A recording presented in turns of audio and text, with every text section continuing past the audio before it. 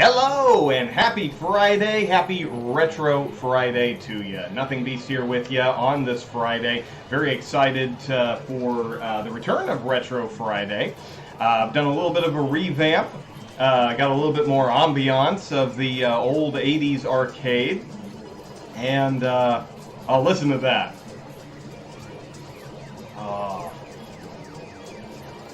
It sounds so good.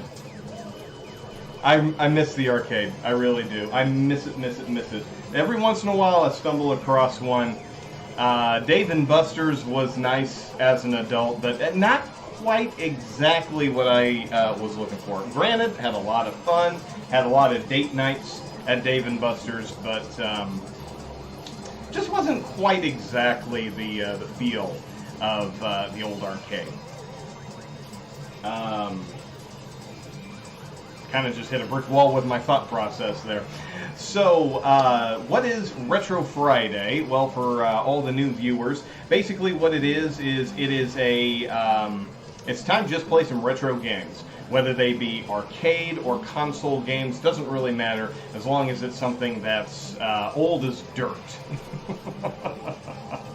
So we're going to be playing some arcade games, we're going to be playing some Nintendo games, some Super Nintendo games, and we're going to see if maybe we can put some high scores down and get some chats. If people want to talk specifically about things in the 80s or the 90s, doesn't matter, or just whatever happens. It's pretty laid back, pretty chill. And while we're here, I invite everybody to have themselves a drink, age appropriate, of course. If you're not old enough to imbibe adult beverages, then please do not do so. Let your kidneys and your liver develop properly before you start destroying them. Me, myself, I'm going to crack open a Jack Daniel's Cola. A buddy of mine came over for a visit, and he brought a six-pack of these with him, and he ended up leaving them here on purpose, and I enjoy them. They're very nice mix. Not endorsed or anything, just... Actually mixed a little stronger than what I usually drink when I mix them myself. I like making my own cocktails, but I'm just going for convenience tonight. Now, is that a tasty beverage, or is that a tasty beverage? So, let's get into this one, and we're going to kick things off with a little bit of Galaga. You can hear it in the background, but I have got my own.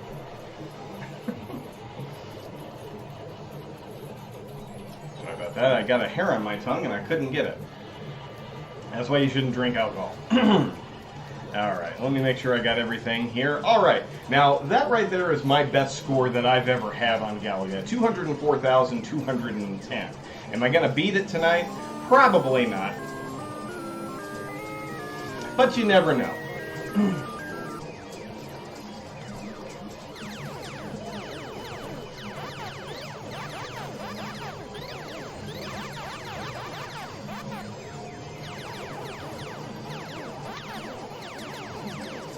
I'm a little rusty at some of these games. I haven't played for a little bit, so it might take me a couple of rounds to get into it.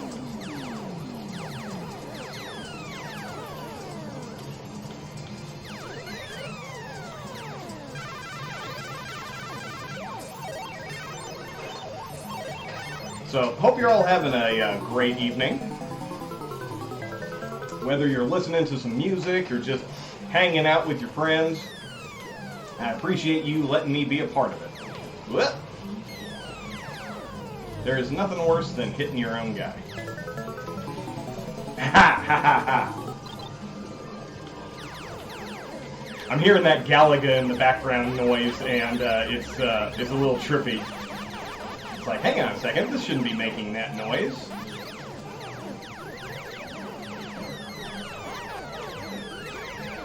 So I'm hoping that works out and doesn't become like a detriment to the broadcast. Just kind of bringing a little bit of ambiance to the show.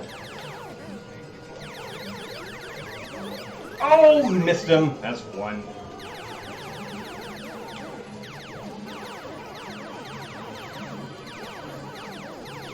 Oh, I hate that. I hate that when I miss a single shot, and that's the whole bonus. Hang on a second. I'm gonna pause this just for a second.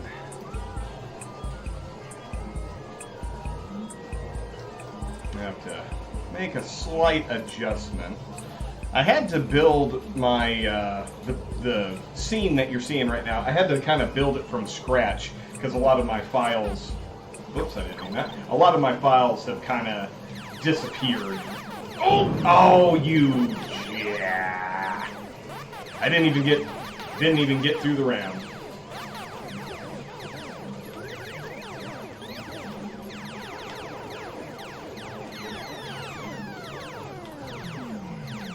Oh! I thought I was gonna hit him.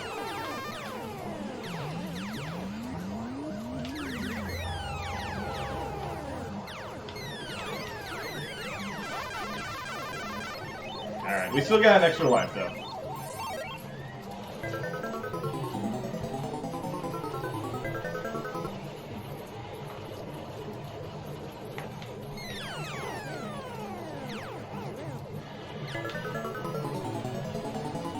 Alright, but unfortunately that is it. We might get another extra life, but the way I'm playing, probably not this game.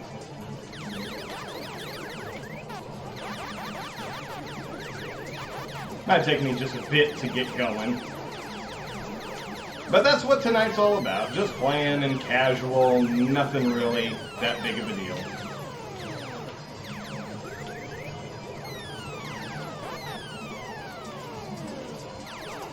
Boom. Oh, give me 1 second here.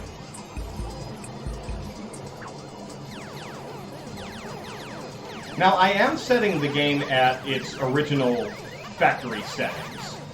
You can set it to get extra lives at different stages, sooner or later, depending on what you want to set it to. Get him, get him, get him! There we go. Extra 1,000. But I've got it basically arcade standard.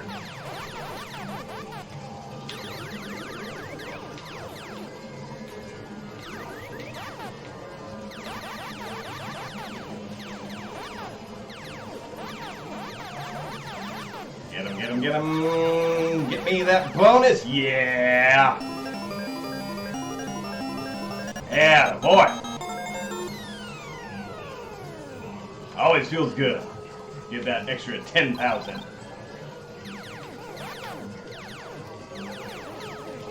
I hate the levels where they come in split seeds like this.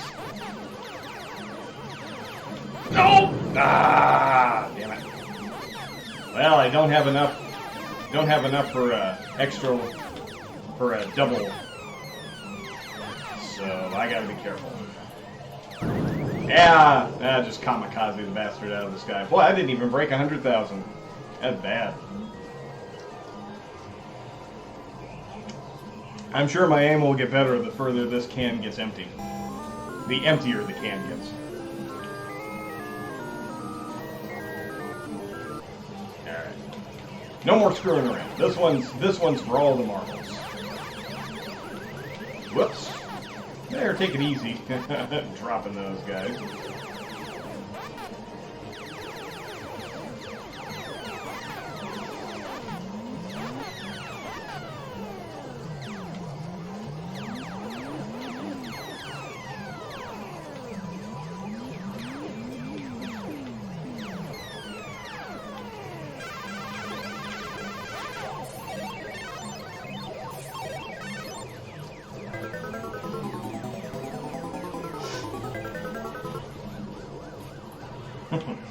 I was playing this one time with a friend of mine who was not much of a gamer.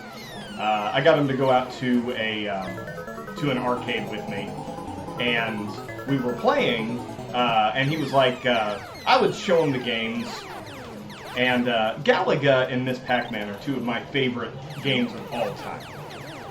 And I just anytime I'm in a building and there's an and one of them is available, I have to get some tokens. It's not it's an addiction. I love it. Every time I have the option to get it on my consoles, I always get it. But a buddy of mine was hanging out, and he was just not much of a gamer. All right, come on, get them all, get them all, get them all. There we go. And we were playing, and I got my my ship caught up in the tractor beam. He was like, "Oh no, you lost a life." I'm like, "Think so? Check this out." And he was like, "Oh my God, you know all the tricks and everything." I was just like, "Well, the game's like 40 years old." But it's like, the game will tell you at the very beginning if you watch long enough. Alright, got the extra 1,000. Nice. I'm feeling good about this move. About this, this run.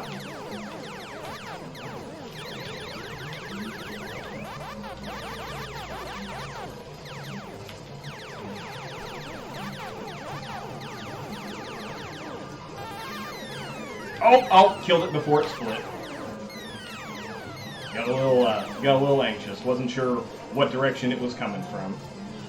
That's why you want to try to get those blue ones down to only a couple, so that you basically know where the mutator's coming from.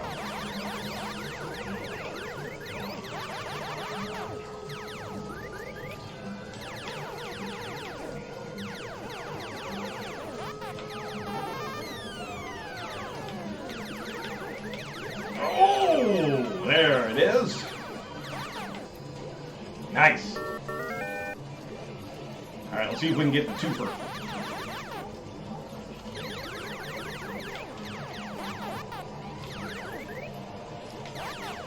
Oh, yeah. Oh, I missed one. Ah, dang it. Those were the easy ones. Ah, missed it by one. That would have been nice to have gotten. Ah, this is such a huge difference between 3,900 and 10,000.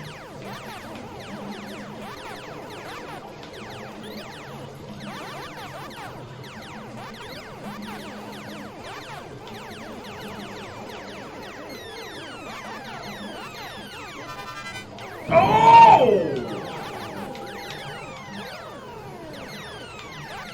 Well, at least I got the 2,000 bonus.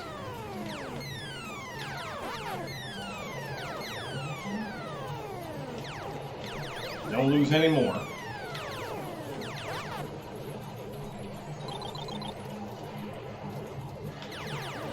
Oh! Ah!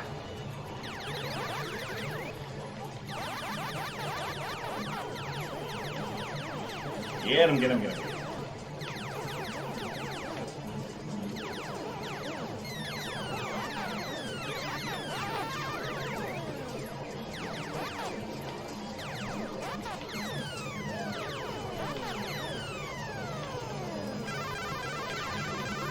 Alright, well, we got one of them anyway. And we got him when he was coming on his approach, so a little extra bonus there.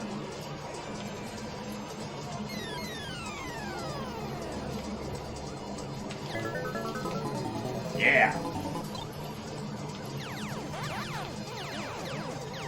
Go!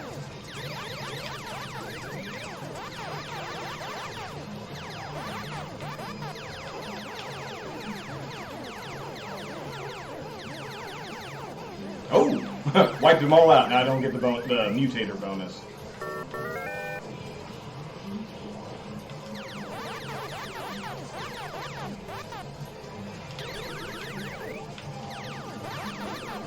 Oh! Missed him. Ah.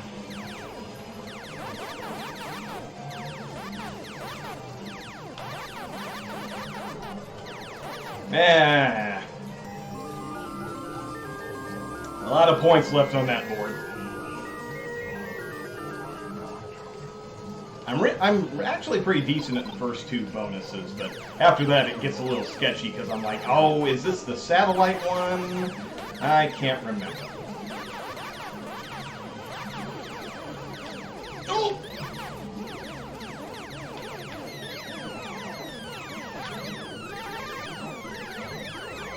Oh, I hit him just before he was about to split. Yeah, they're flying aggressively. Alright, well, we broke 6 digits, so we're doing better.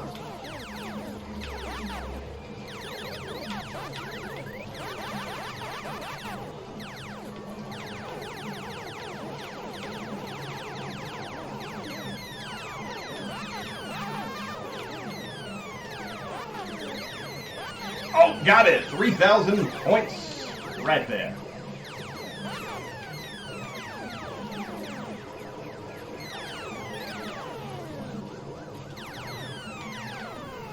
Ah. I hate when they get one of those fast holding patterns like that.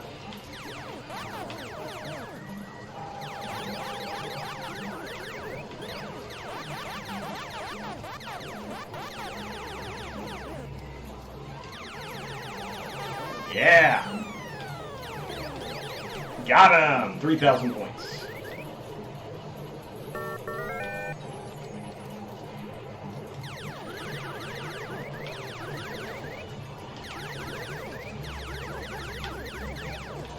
Hit him! Oh!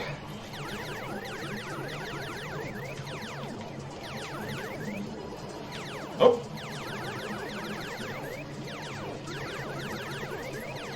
Yeah!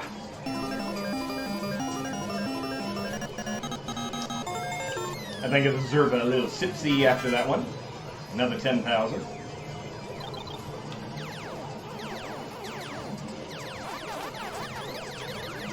Oh! Well, just don't lose any more. We got plenty more in reserve. Boy, that double shot makes a difference, don't it?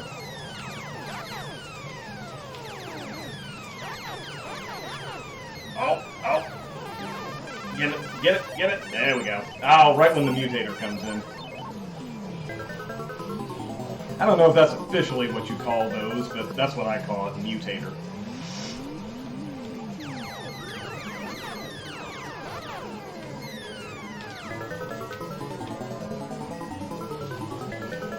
Oh!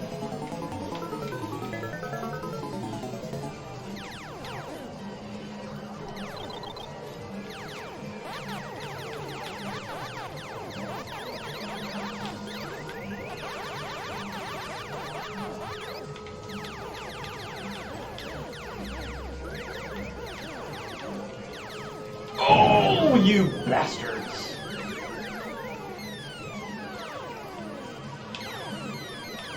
Oh, I hit the one that was coming for the tractor beam. Damn it.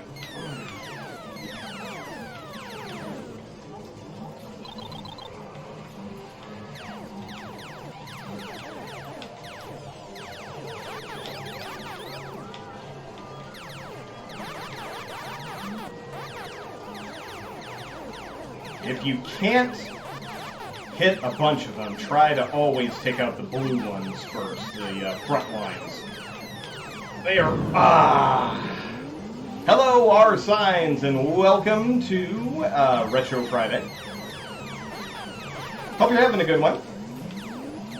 Oh! Come on. Hit me with the tractor beam. Alright, let's get that double shot.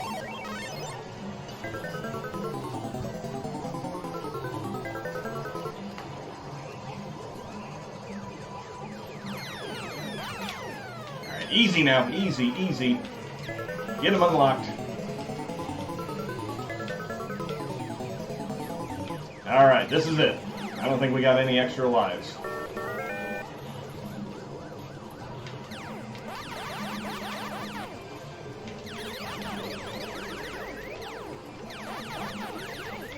Oh, damn it.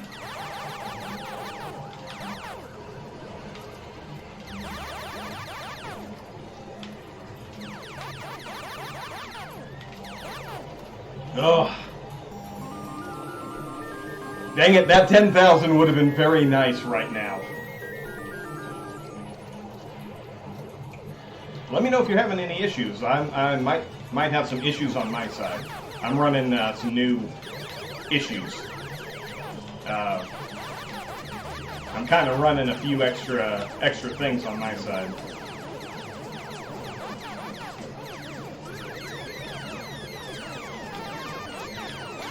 Oh no, no! Ugh.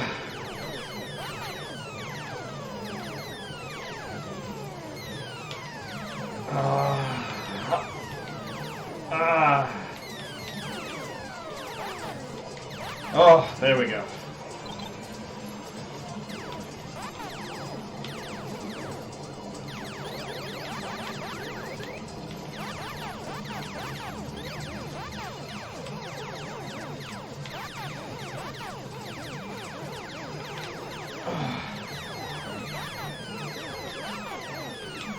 Oh, I thought it was a hair over. Boy, we got close, didn't we? Oh, I was kind of hoping to set a new high score. I was kind of feeling it.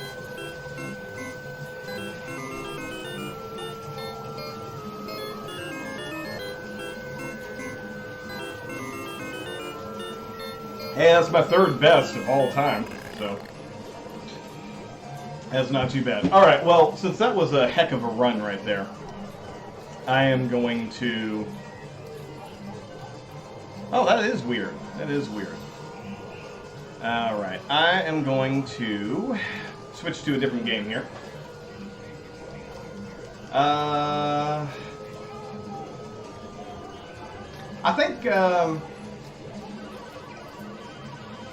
yeah, that's weird. I'm glad that it's working on one at least. That definitely makes me think that it's not on my side. That maybe there's just something weird happening. All right, let's pop this back up here. We're gonna play a little Miss Pac-Man. One of my all-time favorite games. I'm gonna go ahead and warn everybody here. My controller is the joystick's a little loopy. So if I do like a double take sort of action, yeah, I hate when people blame the controller, but it literally is. I'm a little overdue for a brand new controller. All right. Oh, damn it! They whipped a U-turn. I was about ready to strike. Oh, keep going. Oh boy, I'm not. All right, this is just a warm-up frame. This is just a warm-up frame.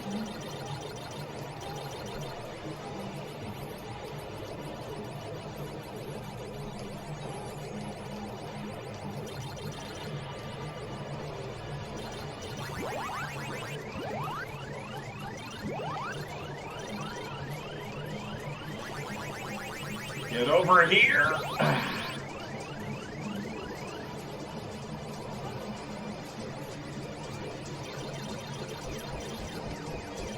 The landlord's a crackhead. Oh, I used to be a landlord.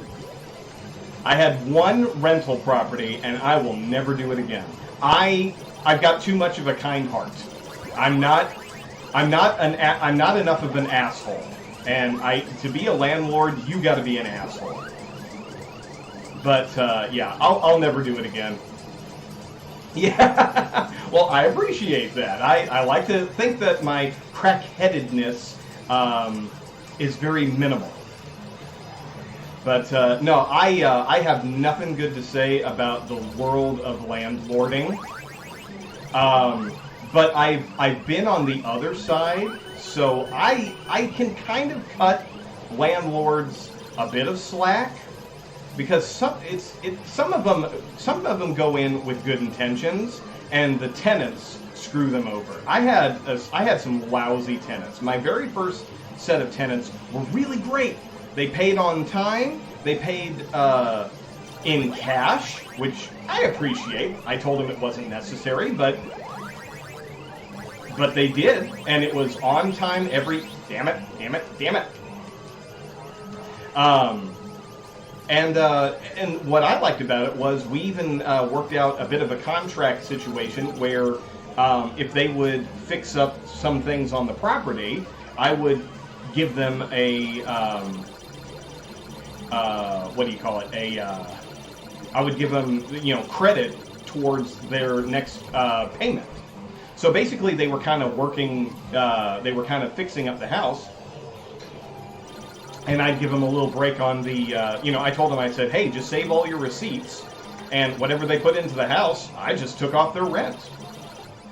So basically, they left the house better than when I got it.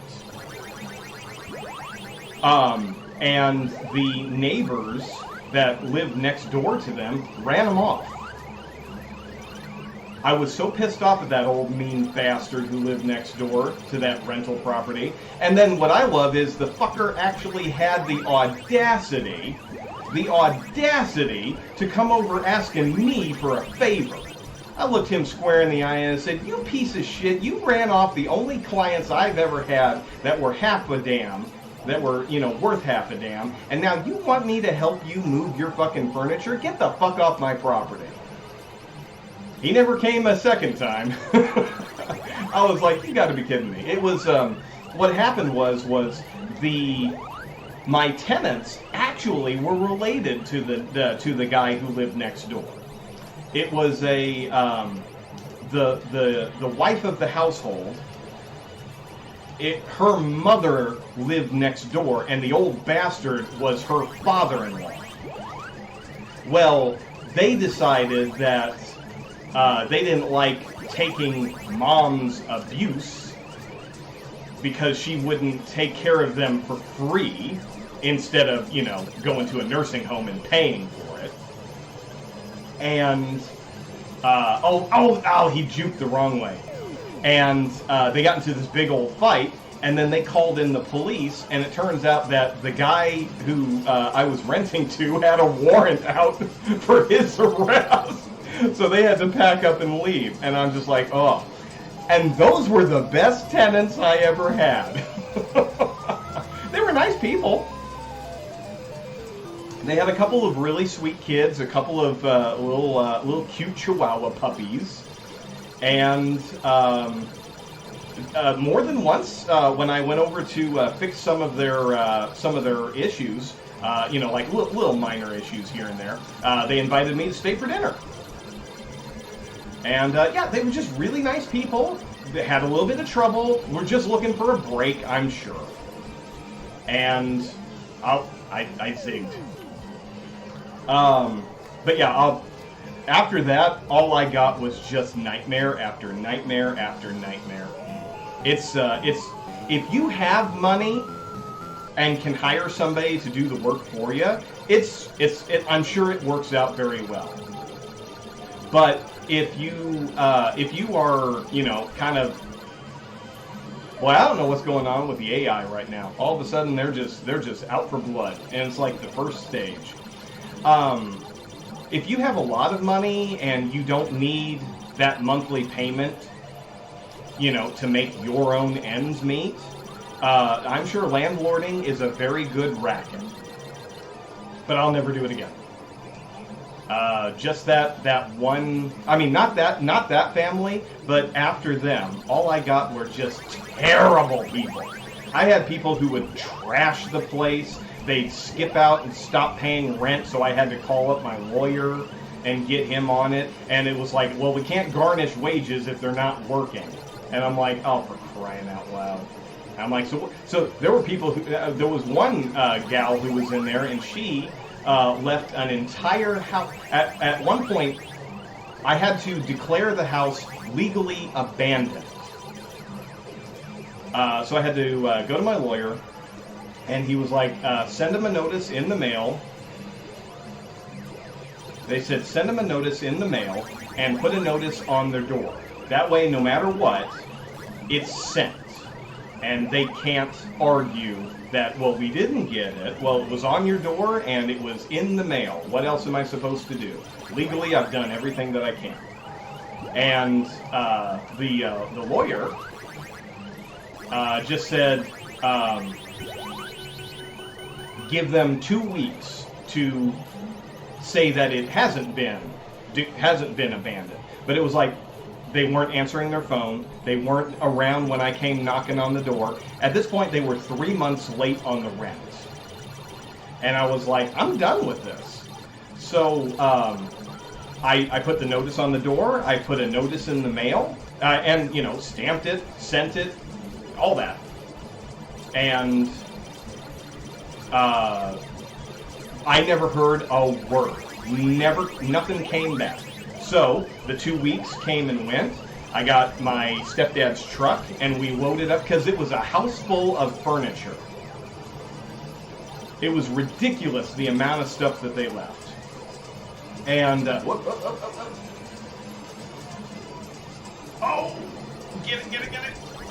All right, come on. We got to get some points here. So I get my stepdad to come and help me, and we are loading up furniture. And it's fucking crazy. And legally, I should have went straight up. I'm concentrating too much on the story. So the lawyer said that legally I had to hold on to their furniture for 60 days. 60 days. I'm just like, are you kidding me? I want them out of my property entirely. Now I got to keep it in my garage. So I basically lost my parking spot for 2 months. Oh boy, I'm just stinking out loud on this one. But what got me the most mad was when we were loading up the furniture, we were doing that all goddamn day because of all the shit that they left. And it's like, I can't rent it out to anybody else when it's full of broken, nasty furniture. So we're loading it up and taking it to my storage, which is, you know, just my garage. And we get to the last truckload, and here this bitch comes walking down the street.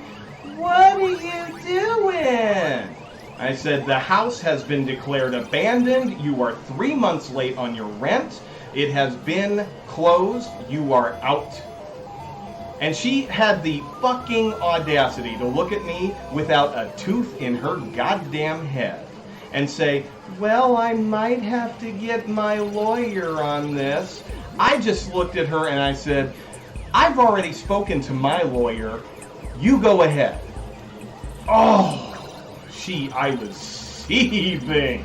I was like, how dare you? You don't have money for rent, but you got money to have a lawyer on fucking retainer? Do you think I'm stupid? I was like, I got a lawyer on retainer. So she's bawling her eyes out, and she says, well, can I go in and get my stuff? I said, there ain't nothing in there. Oh. I handed her my address, and I said, this is where the stuff is. Get it out. You got 60 days to get it. Guess how much they actually took? Not a damn thing. 2 months I had to have that shit in my garage, taking up my car spot, my parking spot. You know, storms and hail and all that shit. I can't park my car in there because I have to legally hold on to this for 2 months.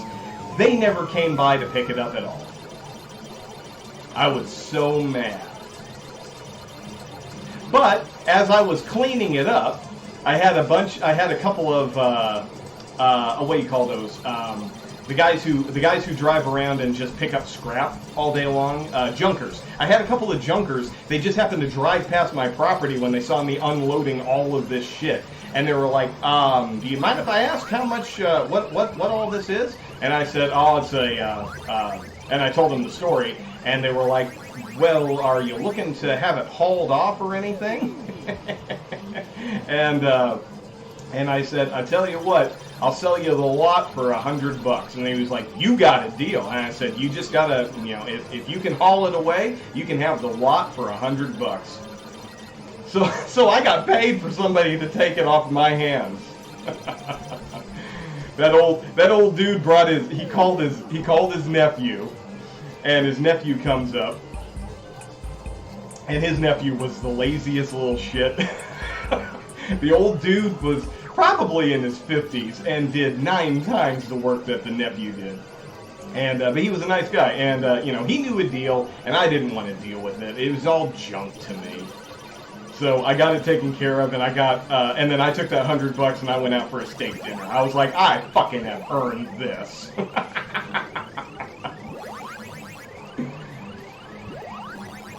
So, yeah. I mean, at the end of the day, I still lost out, but I ended up with more than I thought I was going to. So, it's not a happy ending, but yeah.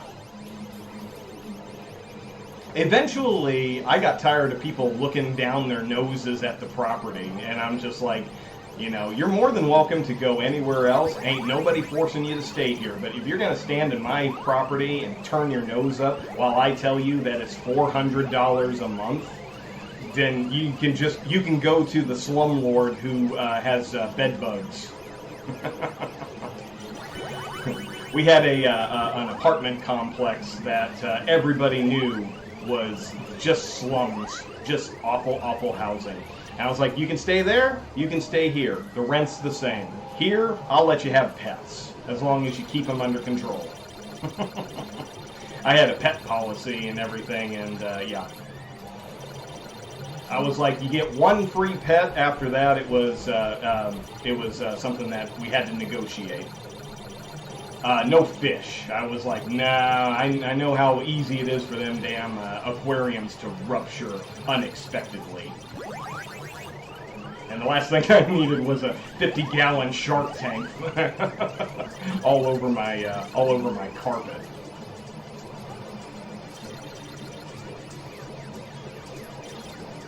So yeah, I think in the course of that I had 3 different tenants, and the first one was the only one that was not a nightmare to deal with. So yeah, I'll never do it again. I don't even want to Airbnb.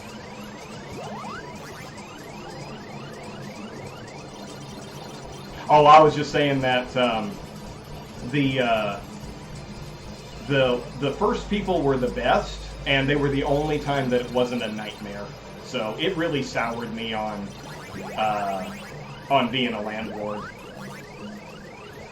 You know, if I won the lottery and had, you know, the ability to hire carpenters and people to go in and take care of the property while I'm gone or whatever, you know, I'd probably do that. But if it's a business that I need to succeed, you know, like if it was a retirement project, maybe, where I didn't need the paycheck to paycheck sort of a thing. But being something where I needed to live off of the money, no, you can't do that. You can't have that. It can be a supplementary source of income, but it can't be your main source of income. And it wasn't even my main source of income. I literally was working 40 hours a week. Exactly. When you're relying on other human beings in that capacity, it's not going to work. You know, and I was willing to give people a chance. That was the thing. It's like, I know that, you know, sometimes people just need a break. But the problem is the people who need a break ain't the ones coming to visit me. The ones who have already broken it, those are the ones that come see me. They're like, well, we've tried everybody else and no one will give us a chance because of our credit. So, yeah, that was...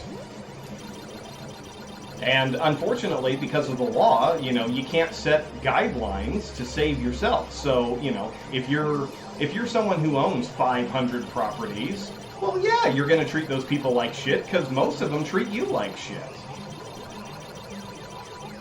But I had one tenant that had a bunch of dogs that I didn't know about. And when I went in to clean out the property, that house was so infested with fleas, I had to have it professionally fumigated. It was, yeah.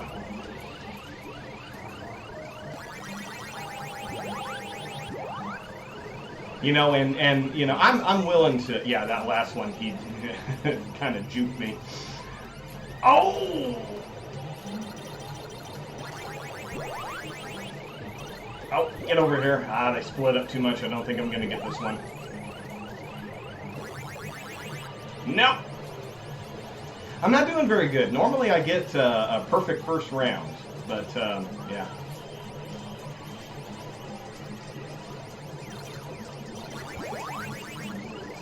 Ah! My controller is so hair trigger touchy.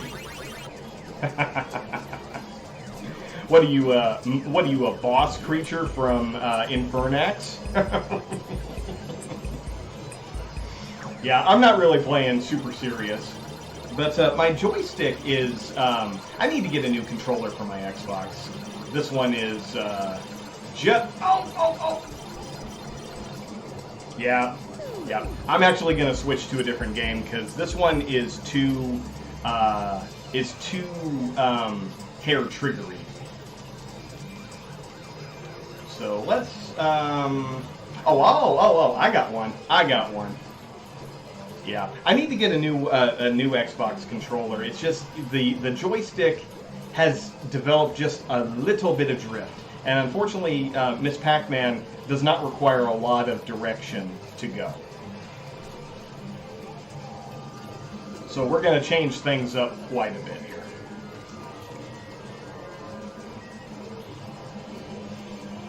All right, whoops.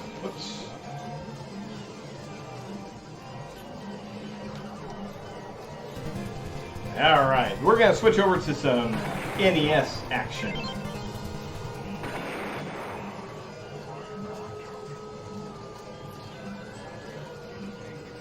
Oh. No.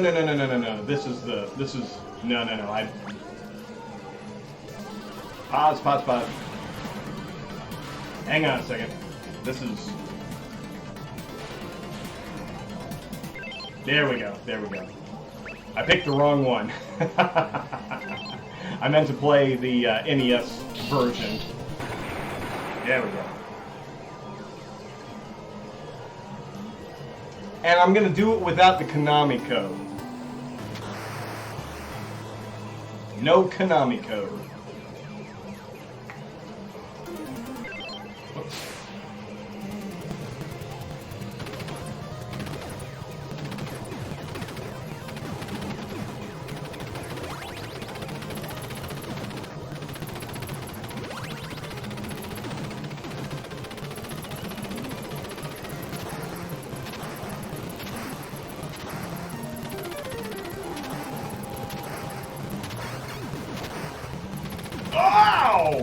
Wow! There we go. Oh, you're all in trouble now.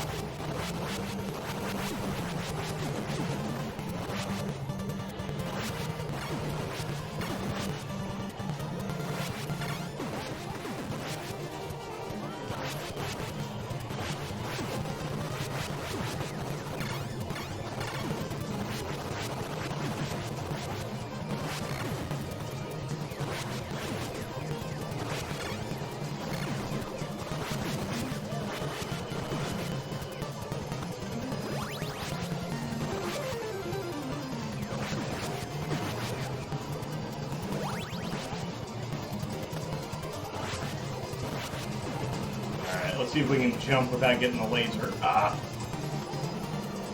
There we go. Laser really is not a good weapon in this. I mean, spread gun is the best.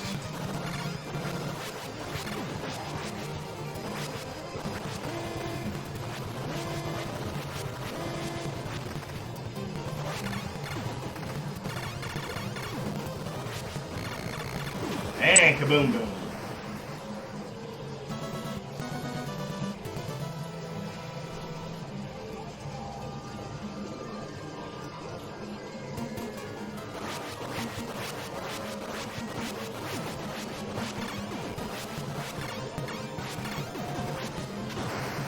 Get those rapids. When I was a kid, I never knew what the R did. I would get them expecting a different weapon, and basically all it does is it gives you the ability to shoot faster. Your bullets travel faster.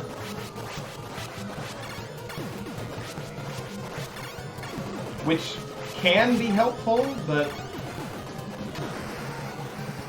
if you're not really paying attention to it, it's a little tricky to see.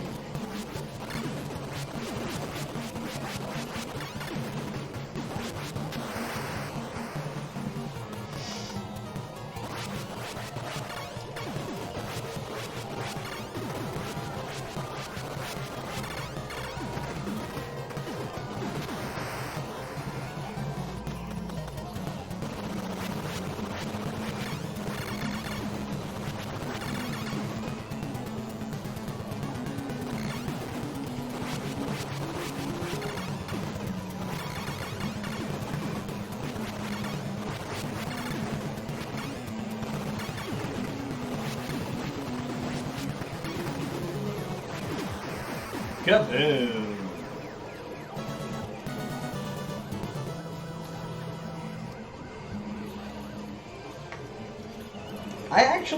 It's funny, I actually remember the exact moment that I played Contra for the very first time. I was at my uncle's house for Thanksgiving, and my cousins were playing, and I had never seen the game before. You know, in those days before the internet, word of mouth was about the only way you heard about new games. And I loved the game from the get-go. And it was, because it was Thanksgiving, I knew exactly what I wanted for Christmas. So that's what I wrote to wrote my letter to Santa Claus, and I was like, yeah, I want to play Contra. And I got it. I ended up getting it for Christmas, which was really cool. And yeah, I used to play the hell out of this game.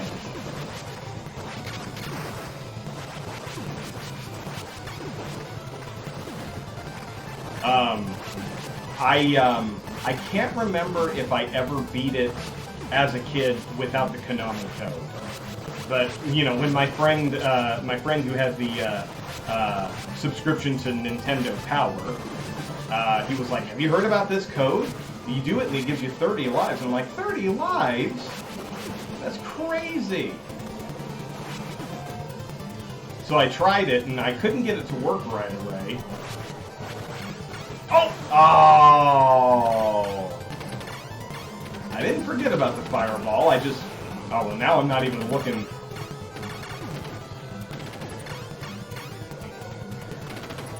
I started off really well.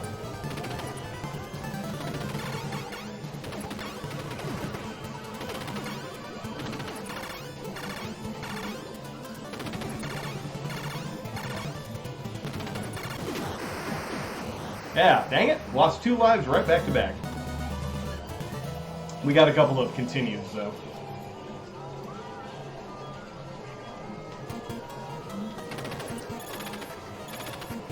But now I've got the marshmallow gun, so...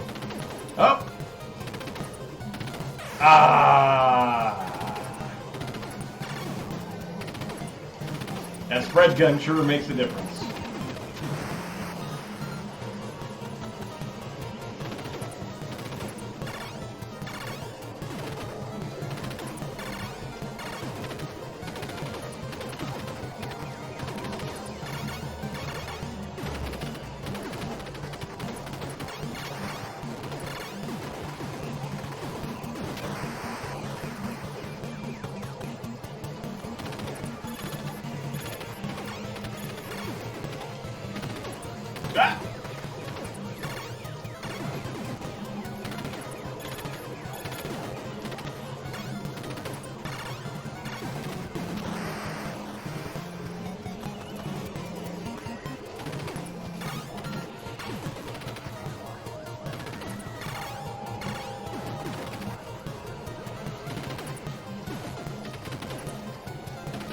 I'm waiting for a red one to come.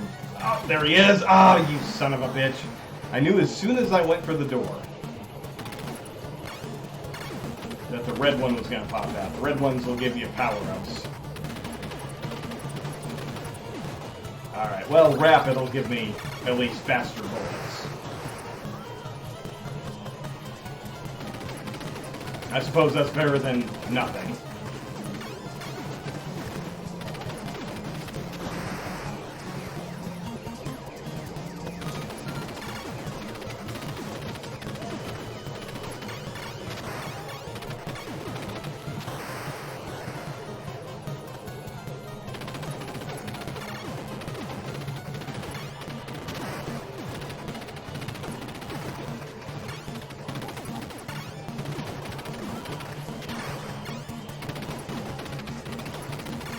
Oh, right, always. It's always right when I go for the door.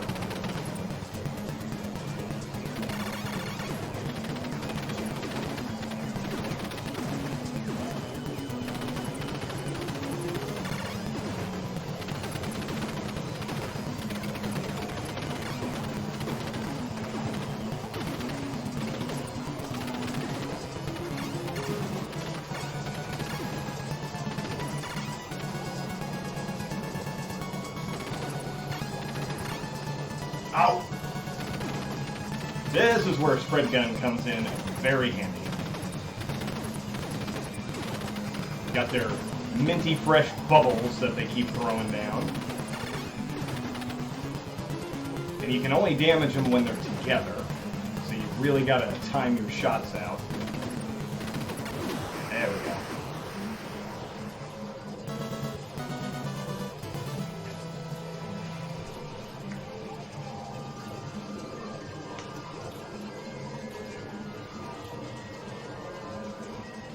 So again, hope you're all having a good evening.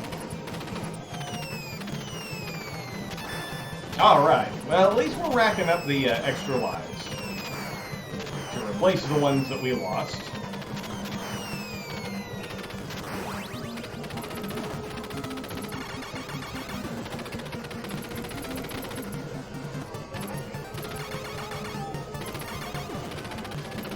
Welcome back.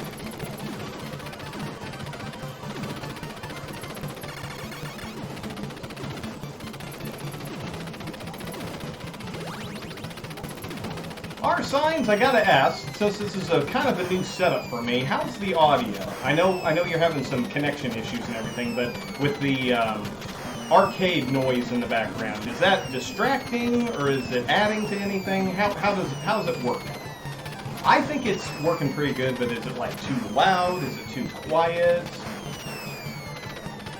I'm trying to. It sounds good. Okay. Oh, I got killed.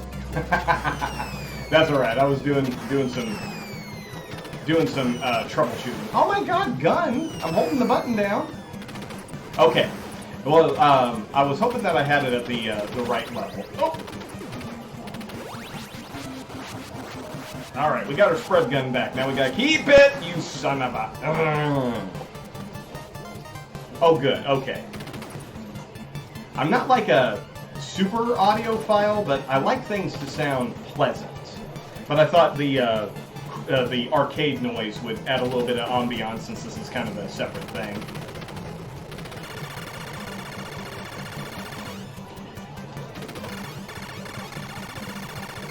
Oh, ho, ho, ho, ho. All right. Well, fair enough. Fair enough. I always try to do audio tests and everything whenever I'm setting up something new, but it always makes me nervous the first time I go into a broadcast. Not certain if everything's going to be okay or not. There we go. Oof. Well, I found some audio of an arcade in full swing, and I was listening to it for a while. Yeah. So, do I put this on the head, or do I put this in the socket? I'm so confused.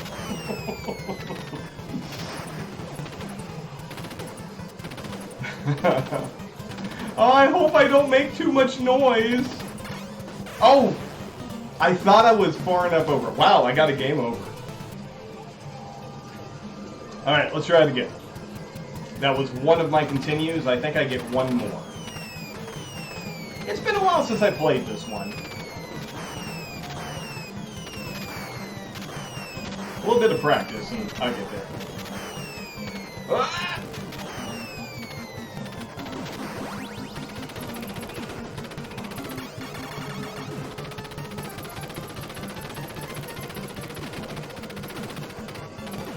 Well, that was... Oh! That was close.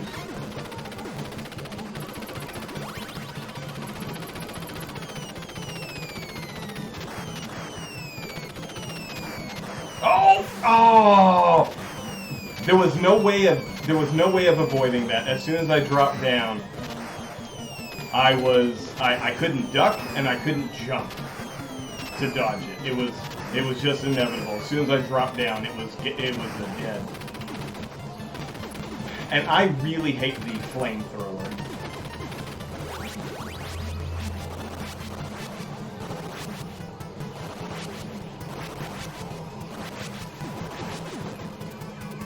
I hate that guy.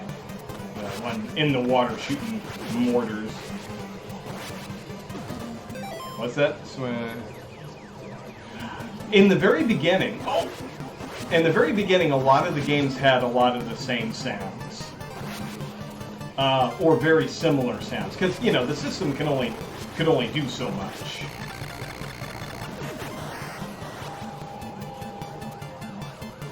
Yeah.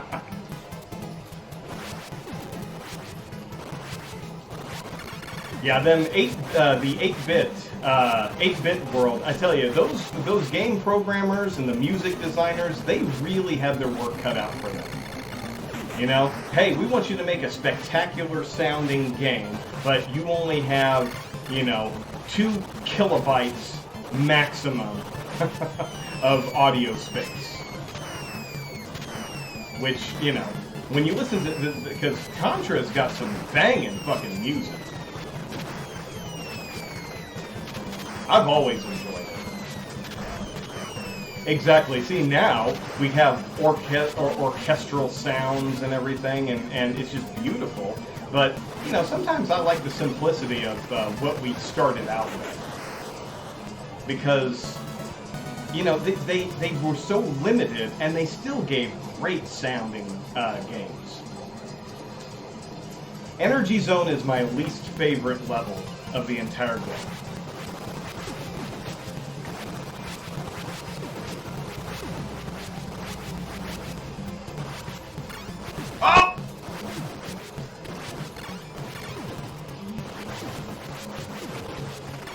Whenever I'm doing, like, speed runs or, you know, trying to do a run without continues, this is where it usually falls apart.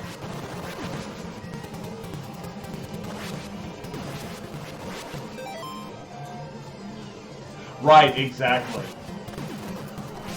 There was, and you know, and just very limited on what you could do. So you had to be very creative.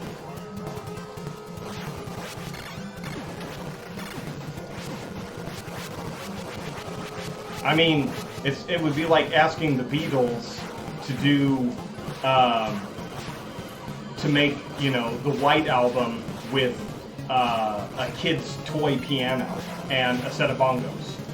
They could do it, but it's definitely some work. All right, I gotta get that. I hate the timing here. Oh, got it. That's usually where I have a major screw up. Alright, we got an extra life.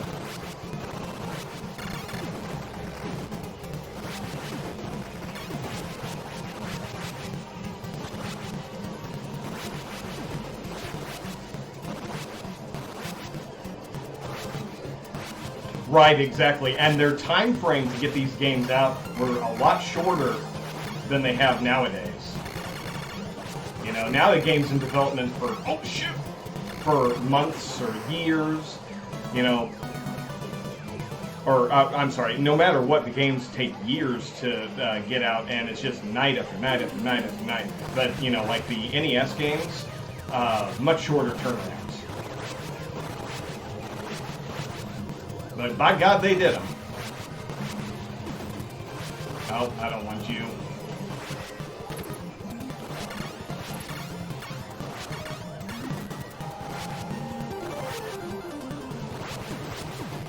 I do want you. Oh! Oh!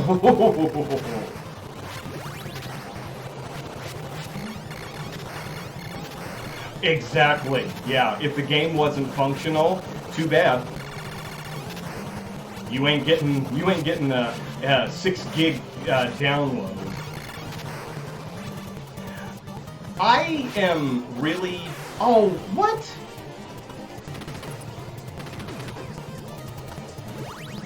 That makes me unhappy. I'm really torn on the ability that games have to improve themselves like they do now. I mean, on one hand, I like... Oh, shit. Damn it, that was the spread gun down there. This... Ah! The bottom is not where you want to be. On one hand, it's nice that if a bug comes up, that they can release a patch and fix it, but more often than not, they just release a game that's not anywhere near complete, and they're like, alright, and we'll have it ready in a month. And it's like, no, motherfucker, I paid for the game now, I want to play the game now. That's not how it works, though. It's no longer... you know, safety net if you made a mistake. Now it's just an artificial... now it's just an artificial backup release date. You know, you don't have to release a game that works day one.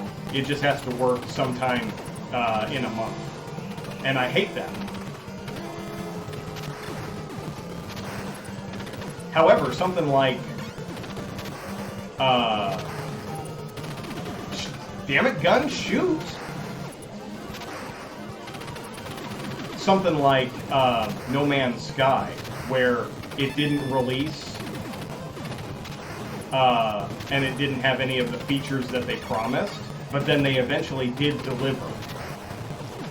I mean, on one hand, it shouldn't have released the way it did, but whatever. But eventually it became the game that they wanted to sell, and I love the game. I put a lot of hours into that once it became the game that they told us that they were going to give us. However, I don't like that they basically released the game and it wasn't what they promised us. So yeah, if that had happened on the N64, that company would probably not exist anymore. But yeah. So something like what the heck was that game? Oh, it's the most recent. I know Halo's. I've been hearing Halo's having some issues, but Cyberpunk 2077. I know that one. Oh my God, I can't believe what I saw when that got released. I kind of wanted that, but after seeing what released, I'm not waiting for it. I'm moved on. It's like it's a game I wanted, and I'm just like, nope, I don't want it anymore. You guys screwed the pooch on this one.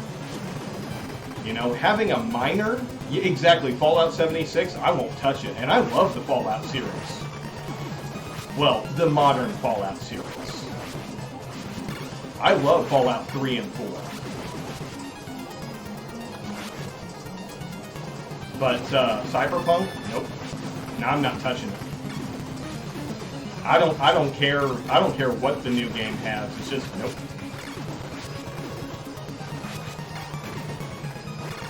I'm a consumer. And I'm not a brand monkey.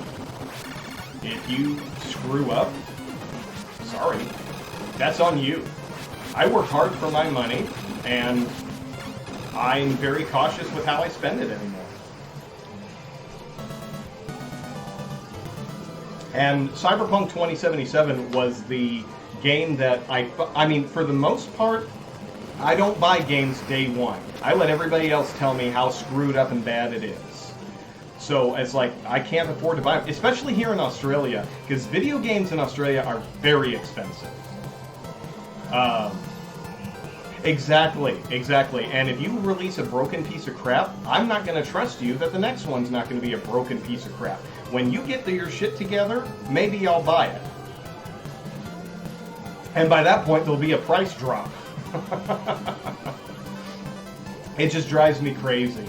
But in Australia, video games can be very expensive. Like, brand new games that sell for like $70 in the States are always about $99 to $100 when they first release. But usually within like 3 months, it will drop down to like $79.95.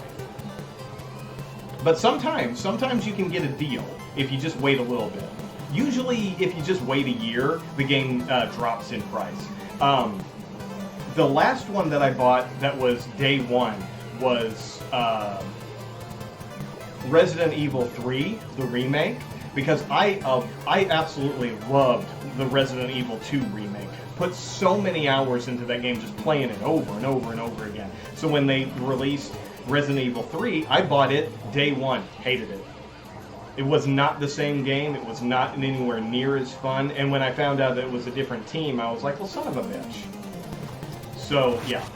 From here on out, I do not buy a game day one. I don't care.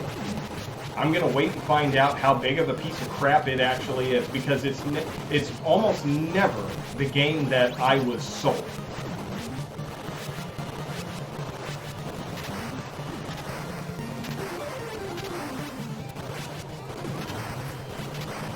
I've got a backlog of games anyway, so it's not like I'm hurting.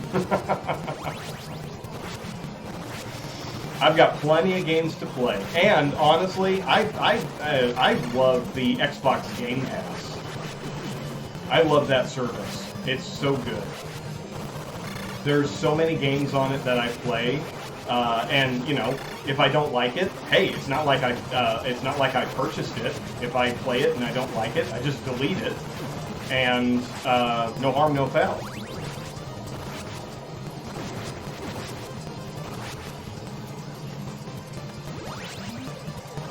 Alright, now that we're familiar with everything, it's a little more difficult this run. But let's see if we can get through it a little bit better.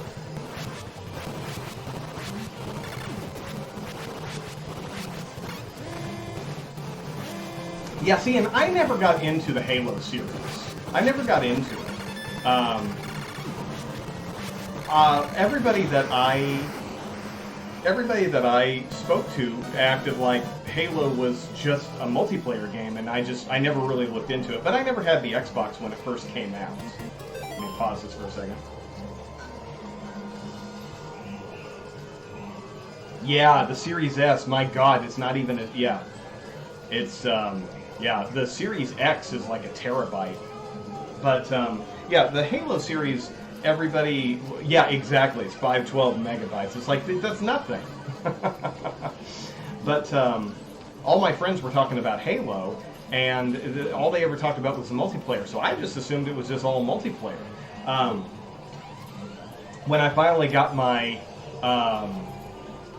Xbox One, it came with the Halo collection, where it had all the games and everything. So I was like, okay, it came with the system. I'm gonna play it and see where it is. I couldn't make it through the first game. I couldn't get through it. I mean, not that I couldn't. It's just I didn't care to. I was like, when I was playing through it, I was like, now I know why nobody talks about the story. They only talk about the multiplayer. And I'm like, and I bet multiplayer is great, but I'm not much of a multiplayer individual. I like the solo missions. If I had played it when it first came out, I probably would be more inclined to finish it. Because I played similar games. What was that? Unreal. I know I played that. No, not Fallout. What the heck? Half-Life. Half-Life 1, Half-Life 2, and all the other games that came out for that one. Portal. All that stuff. And yeah, I feel like if I had played Halo when it first came out, but I didn't have the Xbox, the original Xbox. I didn't have it. And so by the time I got the Xbox 360, I think I was already 2 or 3 games late. Oh yeah, I love Portal. I love the Half-Life series. I'm wondering if they'll ever give us a conclusion to the fucking story. I've given up hope. I've given up hope that I'll ever see Half-Life 3. Hell, at this point, I would be happy with Half-Life 2 Episode 3. That's all I want. I don't even want Half-Life 3, just Half-Life 2 Episode 3. We left it on a cliffhanger with Episode 2, and that cliffhanger is, what, 15 years old at this point? And I'm like, I can't keep pining for something that's just not going to happen. If it happens, but I'm not gonna wait for it. Oh shit! That was close.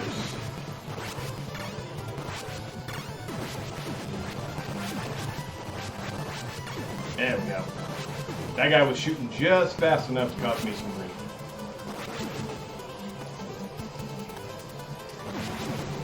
Oh!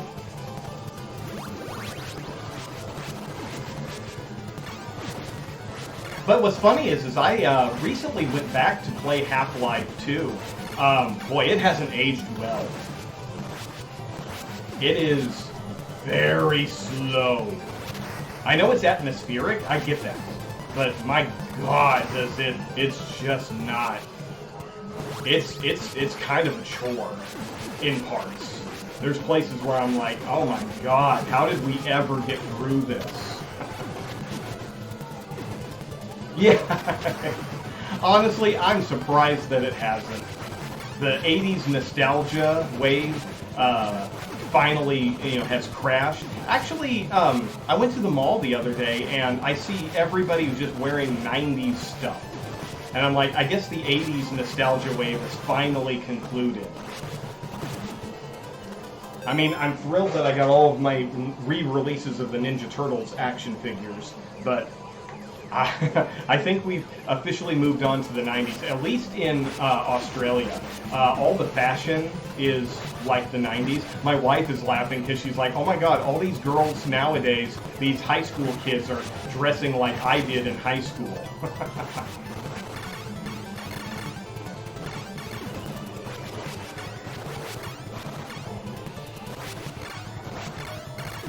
There we go.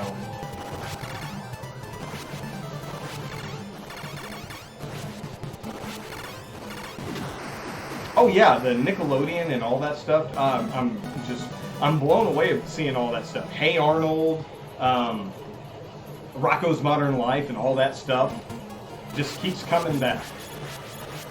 But what I think is funny is because of all the technology and everything. I'm going to pause this because I'm going to get a little bit deep on this one. I was watching somebody and they were talking about how nostalgia is not going to be as strong for the kids that are living right now. Teenagers right now, what do they have? They've got 1 billion channels on YouTube. They have so many streaming channels. Nostalgia is not going to be as easy to package because so many people have different experiences. Like, you've got all the kids who watch Markiplier. Okay, great. That's a lot of kids. But there's kids who have no idea who Markiplier is, or they know who he is and they don't listen or they don't watch his show or whatever. And, they don't have the same experiences. Like the kids in the 90s. Even if you had satellite TV, you still only had certain programming. You know, you had Nickelodeon. You had, you know, the networks that were playing cartoons. You know, there were finite places for entertainment for kids. Nowadays, there's so much of it. You've got the stuff that's on TV. You've got streaming services. You know, it's not like you run home from school and you turn on the TV so that you can watch an episode of Bluey or whatever the show is you're watching. You can watch that on your streaming device at any time. Whereas, like me, when I was a kid, I'd run home to watch He-Man and Thundercats after school. Or the Super Mario Brothers Super Show. That's what I would watch, and then the next day at school, I'd talk to my friends about it, and I'm like, "Did you watch it?" And they'd be like, "No," and I'm like, "Yeah, you got to watch it. Watch it tomorrow. Run home after school because it's on right after we get off of school, and it'll be on." And then that's a shared experience that we have. But we share that with a lot of kids because everybody was getting out, and that was the same thing. Yeah, the Super Mario Brothers Super Show. And then Saturday morning cartoons. There were only 4 networks. You know, NBC, CBS, ABC, and ABC. Yeah, ABC, NBC, CBS, and Fox. That was the other one. And PBS. If you lived in a rural area like I did, you only got to see so many shows. But everybody who lived around me had the same shows. So when the Ninja Turtles were big, that's all you had. So Ninja Turtles were very big. But what do the kids have now? It's not as easy to market. And that's what a lot of people are saying, that, you know, in about 20 years, all these kids nowadays who are hitting their nostalgia years, they're not going to be able to package it as easily as the kids who grew up in the 90s and the 80s. So it'll be interesting to see when they try to get the nostalgia bus going. They're not gonna. It's gonna be interesting. I'll be curious to see what happens in about 20 years. Or will I even recognize it as nostalgia? Yeah, I'm grateful for multiple reasons. The biggest reason I love the era that I grew up in, there's no video of me acting like an idiot teenager. Didn't exist. Nobody's got video of me getting drunk and throwing up the first time I tried alcohol. Nobody's got video of me, you know, pulling a prank on someone and it blowing up in my face and I'm the one who looks like the asshole. If something happened in high school, you either remember it or I just got away with it.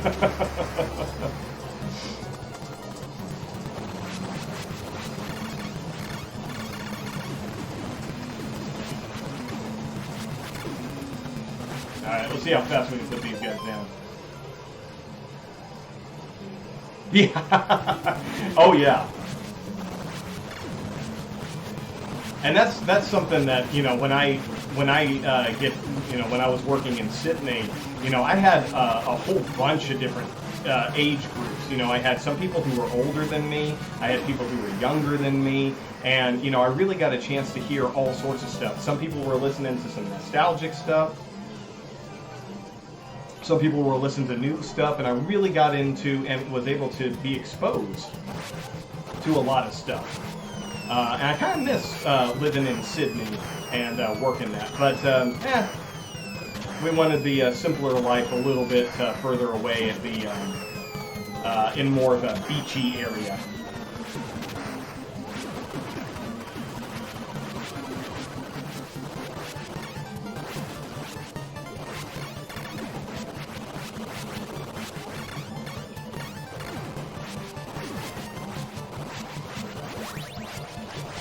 I'm honestly curious how many times the R will stack on a weapon. Oh!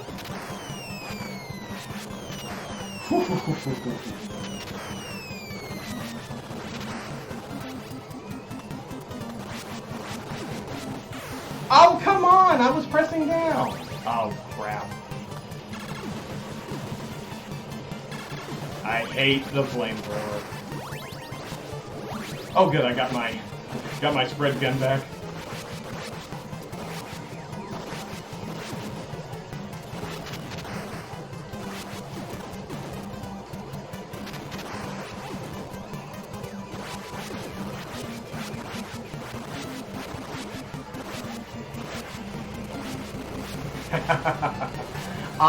There for a while, I thought my cat was going to join me on my broadcast, but right before I went live, she left my office. My dogs were very well behaved today, but they were being a little bit of a pain towards the end of the day. My wife actually went out with her brother, and they went for a drive, and the dogs didn't get to go, and they weren't happy about that. So when she got back, they decided to let her have it. And it was just whine, whine, whine. I have 2 corgis, Welsh Pembroke corgis, and they can be such prima donnas. They're adorable. I love them to death, but they can be such drama queens.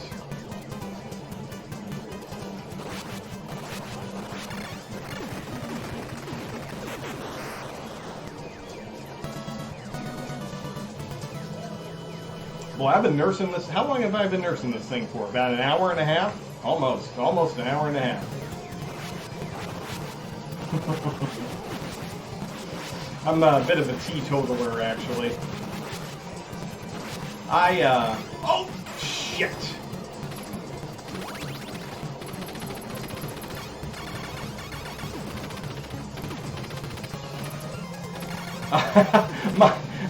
My oldest, I have two corgis, and the oldest, I have one that we had for about 8 months before we got the other one, so he's older, but not like by a full year. He will stamp his paw when he gets upset.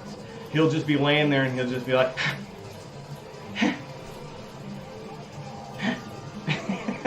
and I'll just slap him on his corgi butt, and he'll just he's such a drama queen. I'm like, what is bothering you? What could possibly be bothering you? And he's just oh, they're great. I love having pets. You gotta have pets. They bring so much ridiculousness to life. Oh, damn it. I hate the laser. You really gotta commit to the shot.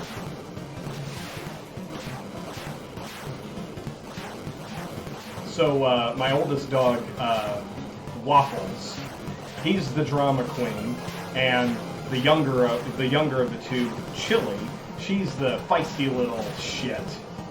And, she's so damn funny. She wants to rough and tumble all the time, whereas Waffles is like, I'd rather just lay down and enjoy the day. This is gonna be tough. Ah, damn it! The timing is tricky on this one. Get it! And then we got 2 cats, Tequila and Mojito. And Tequila is she's a snuggler, but it's got to be cold. If it's not cold, she's not a snuggler, which is fine with me. When it's a hot day, you don't want a cat sitting in your lap. But Mojito, he kind of does his own thing.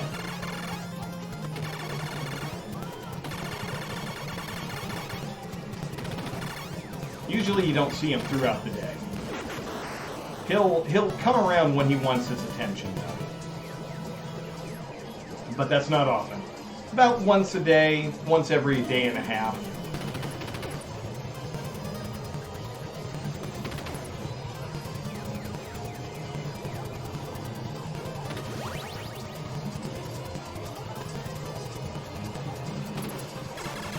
But he's a good cat. He doesn't cause any problems. He just wants to be left alone.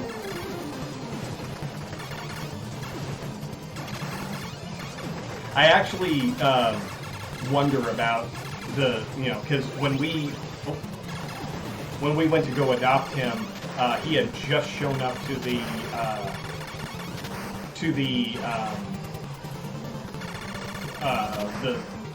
shelter.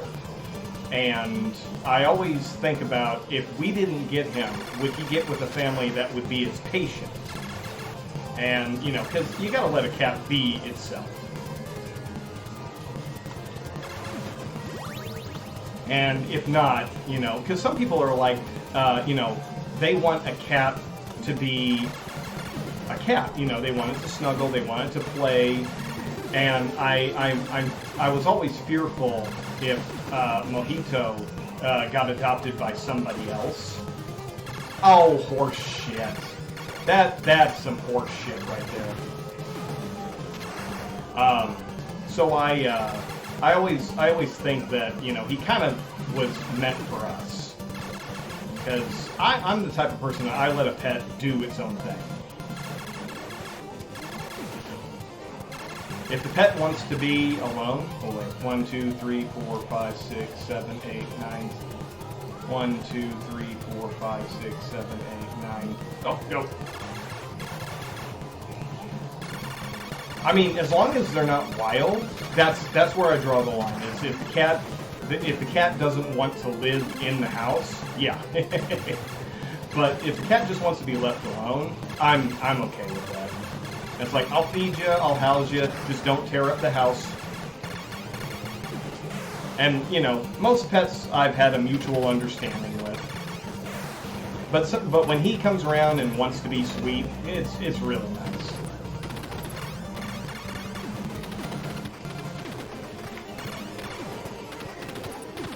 Boy, I'm getting tired of ducking these bullets.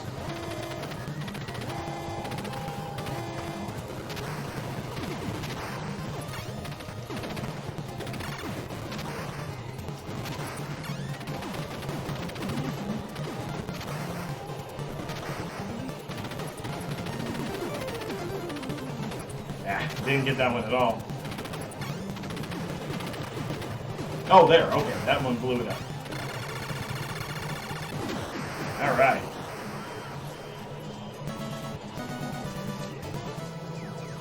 And then my wife actually got a couple of lizards, and I'm not against lizards, but to me they feel more like living office desk furniture.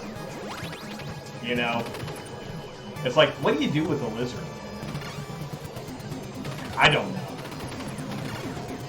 You know, they're not particularly cuddly or snuggly. You know, sometimes you can carry a snake, but, you know, they don't really play. But, you know, she likes them, so we keep them around. We actually have a neighborhood blue tongue lizard, and he comes into our backyard every once in a while. And he's about 2 feet long from nose to tail. Oh, I tell you, birds are where I draw the line. I have very sensitive ears. If it's a bird that can squawk really loud, I don't, no, not in my house. You know, I'll put up with a lot of pets, I'll put up with a lot of shenanigans, but if it's a bird that can, you know, screech at a high octave, I don't want it. It's just, you know, like a parakeet. A parakeet is too loud for me. So, but if it's a well-behaved parakeet, that's okay. I'm not against them, you know, other than just the noise. That's it. I think they're very exotic, lovely pets, but when they decide that they're going to be loud, no, I can't.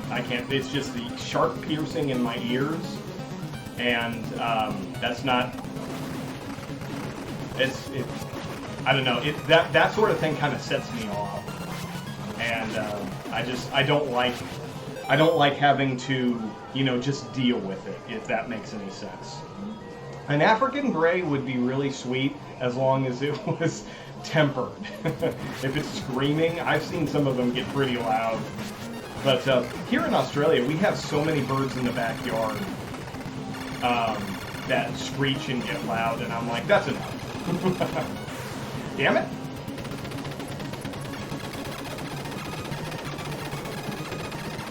But yeah, parakeets to me, when they screech at their loudest volume, that's when it's pushing it for me.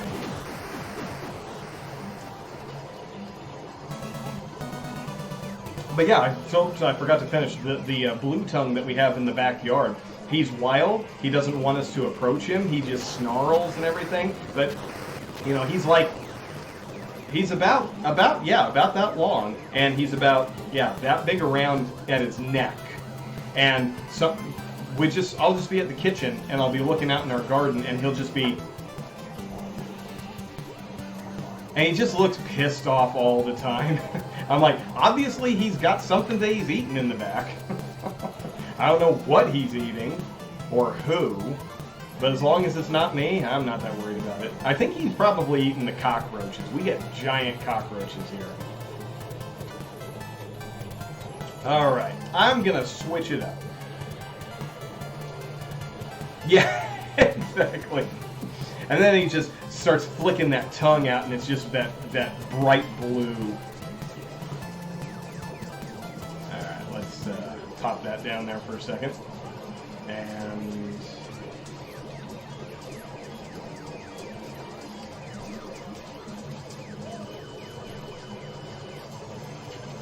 let's see, what do I want to play now?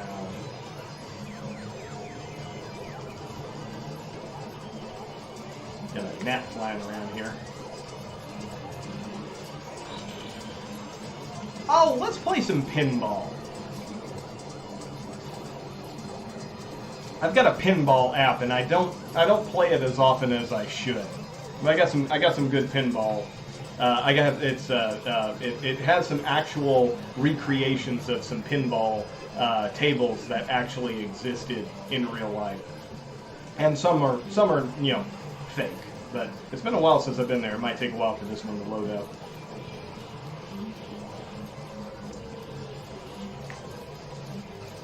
Yeah, it's going to take a while to load up. It's only at 4%.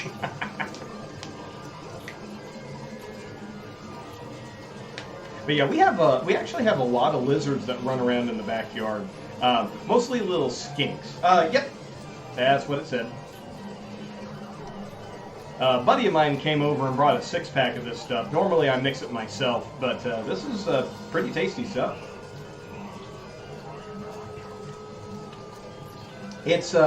It's mixed a little stronger than I mix it myself, like just Jack and Coke.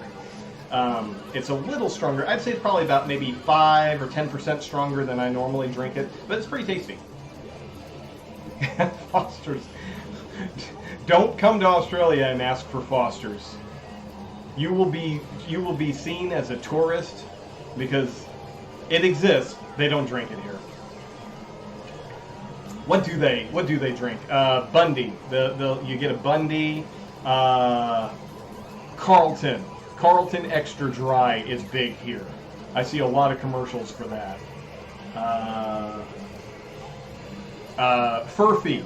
Furphy is another beer. There's a beer called Furphy. It is pretty popular. I see it on bus signs all over the place.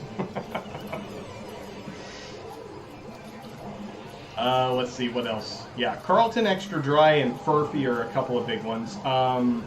Twoies. Twoies is another big beer brand here. I don't drink beer. I've never acquired the taste. I don't like it. I'm more of a cocktail sort of a guy, but a Jack and Coke sometimes is. If I'm at a bar where they don't have a bartender, I'll take a Jack and Coke. My God, this thing's taking forever to load up. I need to play it more often. It's got so many extensions. All right.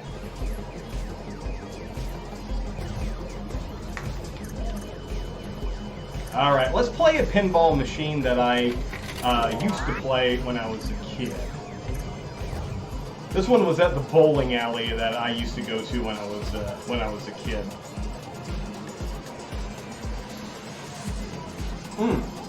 I can drink whiskey on the rocks, but I prefer making cocktails. I make a pretty good whiskey sour and a Tom Collins. Tom Collins is my signature drink, but that's gin.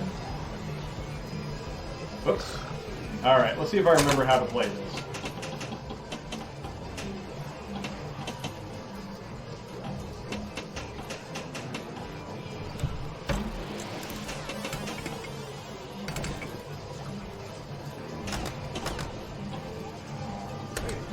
Definitely going old school today. Yeah, I've forgotten all of my bonuses and everything. I've never been much of a tequila drinker. I don't dislike it, but I don't know if I don't think I've ever drank it, you know, on its own. I usually have like a tequila mixed drink. Like a tequila sunrise is pretty tasty. But I've always been more of a whiskey and bourbon sort of guy.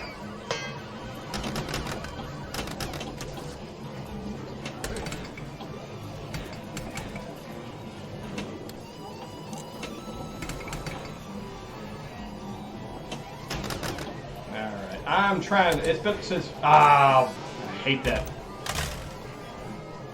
Patron? That's my mom's favorite right there.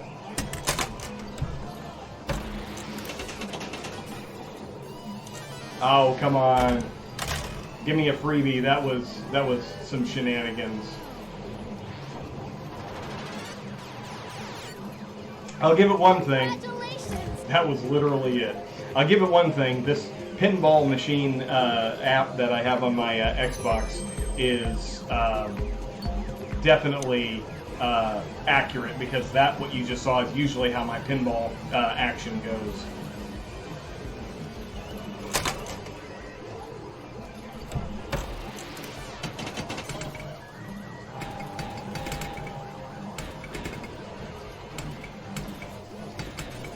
Oh, I was hoping it'd just get stuck up there.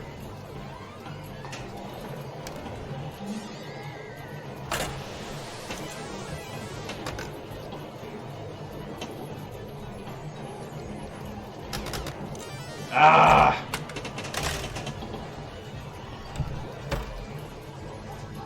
Yeah, I'm not doing very good at all.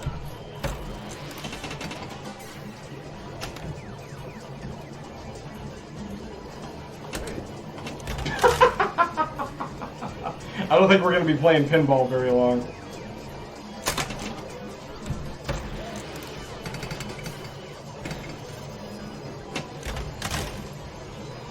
Like that. There's absolutely nothing I can do about that. Wow. It's one of the reasons why I never played pinball when I was a kid. I usually do much better. It's just I'm not getting the shots that I need to take.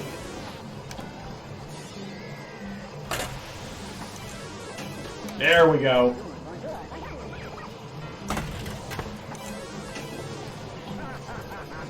Right down the center.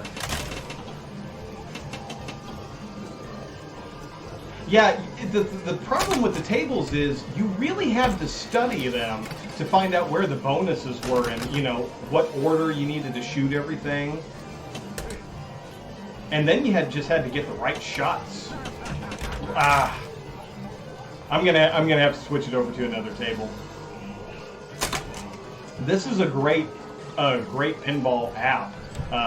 You can buy all the machines that you want. They come in packages, so you can get like 2 or 3 of them at a time, and they're always going on sale.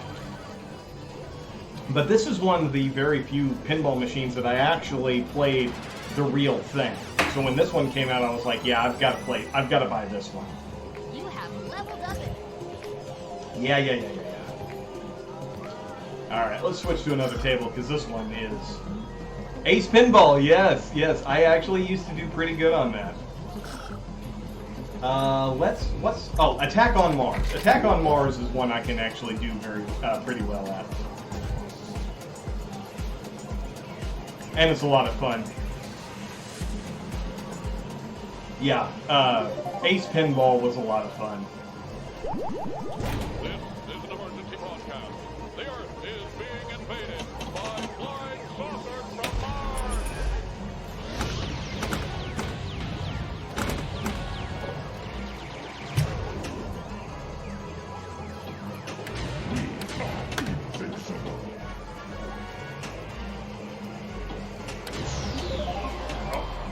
The Brandenburger Tor is in danger. on, get up there. Look out! Monster! Ah! Money coming through! I needed to get it right up the center. That would have got a bonus, but nah.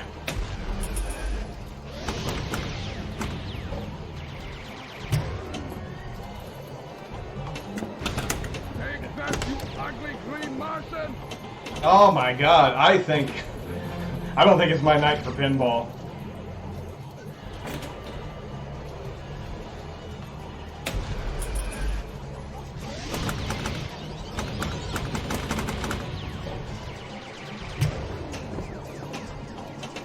We must build an atomic blaster! There we go, atomic blaster.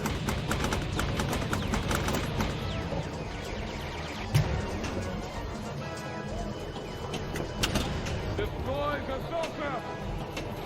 There, finally, there we go. I'm thinking about doing it here real soon again.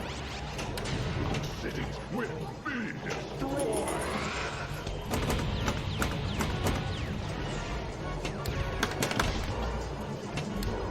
Yeah, Spelunky, oh, I'm still not very good at it. I might need to play the original. Because that one I've actually beaten.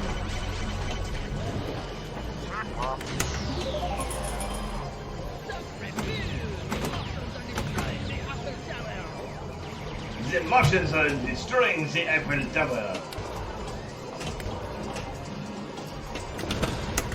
Ah! Oh, nope. Well, that was better.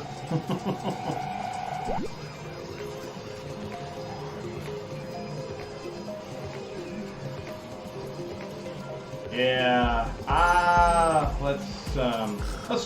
Let's move to another table. Let's see. What else am I good at? Medieval Times is kind of cool if you can get it going. But if you get good at these pinball tables, you can go on and you can play. You can do tournaments. You can go in and post your score up there. Oh yeah, there is a Doom table. I don't have it, unfortunately. I don't think I have it. I'll double check when we get done with this one.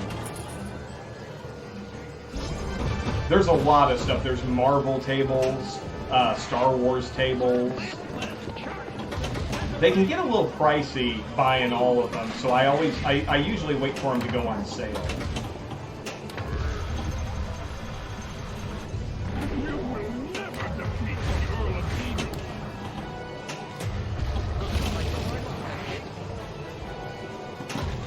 There we go.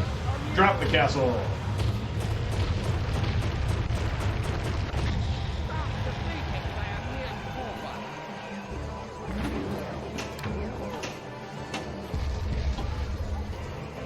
So the whole point of this one is basically you seize the castle and get them to drop the drawbridge, and every time you do a castle, it gets a little more difficult to get the defenses down.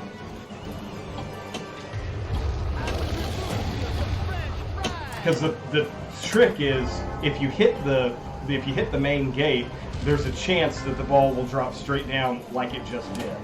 So you got to be careful going after it aggressively, but that's where all the points are.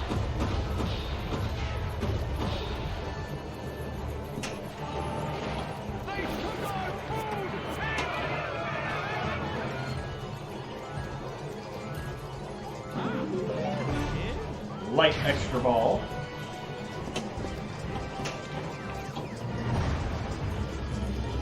Did I get the extra ball? Yeah.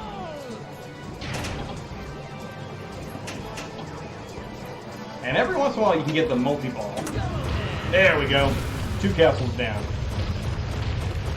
No, I think you're right. Right down the chute.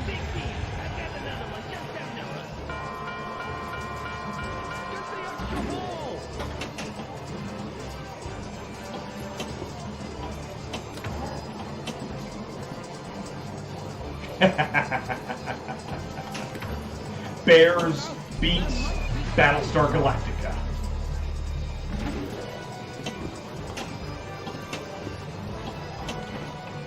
Alright, what do we got, Merlin? Extra ball. Alright. My tools will stop you. Nobody gets past us.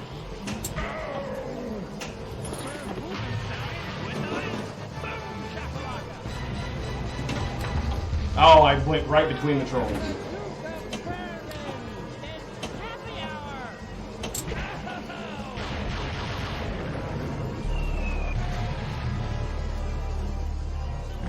If I can get all 3 balls locked, then I can get a multi-ball.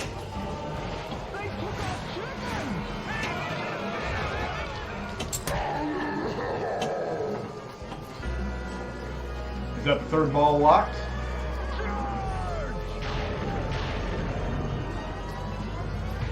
Yeah, multi-ball. Here we go.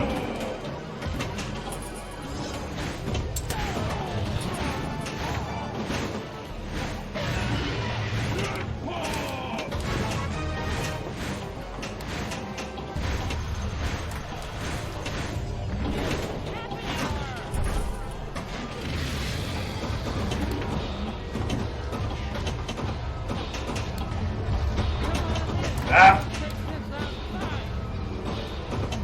Well, that wasn't very long.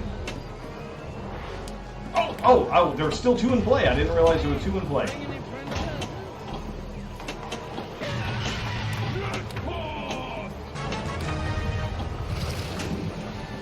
Alright, hang on to it.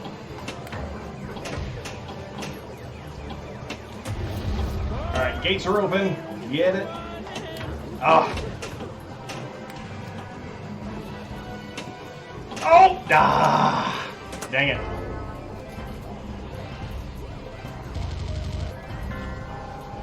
I think I got a couple of... Okay, I was going to say, I should have some extra ball here and there. Alright, get it.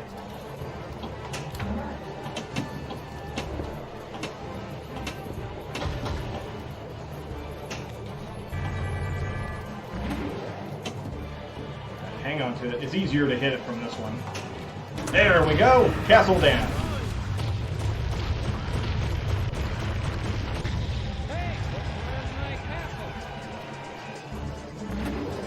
Yeah, this one's going a little bit better.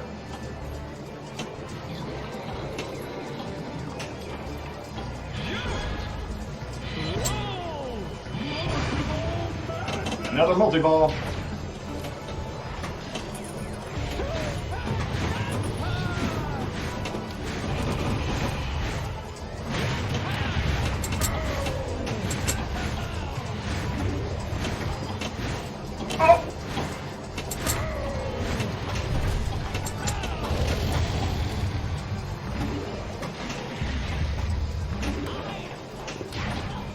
Ah!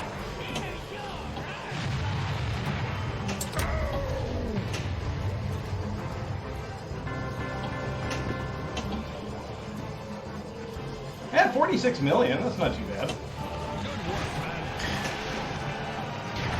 Peasant revolt. This dragon is like so scary. And the Valley Girl Princess.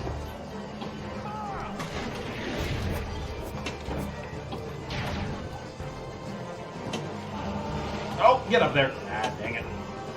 Ah, lost it.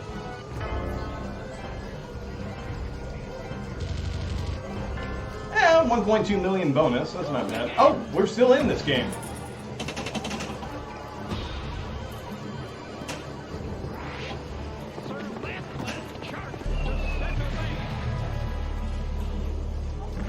Alright, ball 1 locked.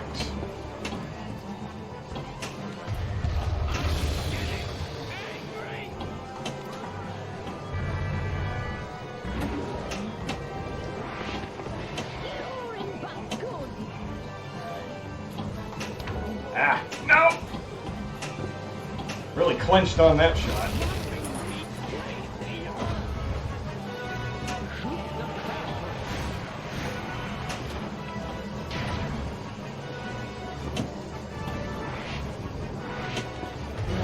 Oh, right down the center. See, that's what happens when you hit that gate, is there's just that chance. Yeah, pinball really seemed to hit its peak in the early 90s. And it's always been around, but yeah. But the problem with pinball tables, they're so expensive. And yeah, exactly. People would play for beer and try to set the high scores and everything. 80s and in the early 90s seemed to be the heyday for pinball. But for me, I was always more for video games, because pinball, I never understood it. But since I got this one, I've had a chance to kind of study the table. Every table that you buy comes with instructions that tell you, what you're supposed to do. And it makes it a little easier to, instead of just shooting blindly, you kind of get an idea of what you're supposed to do. Some of the tables are still tough to pull off, but when you have the basic idea, it makes it a little bit more sense. Get in there, yes! Yeah, it's literally for score. Sometimes you can get those pinball tables that'll have like like a video game bonus mode, but they're tricky to get to.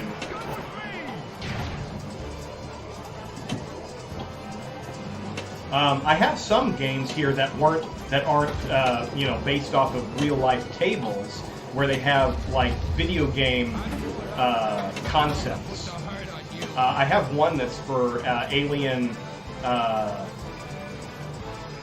What's the video game that came out? Alien Isolation. There's one based off of that, and there's a point where you have to shoot the not zombies. You have to shoot the aliens as they're popping out of all the places. And it's like you couldn't do that on a real pinball table, but you can do it on the digital table.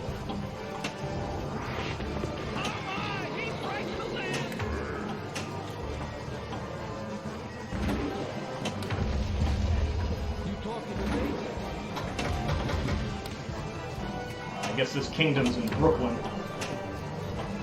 We got De Niro. Yeah, when I get done with this game here, which is lasting a lot longer than I thought it was going to, I'll show you one of the new digital ones that you can get. Oh, there it is. I actually got it because there was a I bought this my first pinball pack because there was a Halloween. Ooh.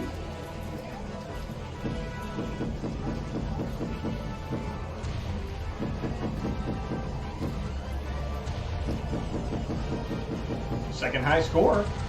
Not too bad.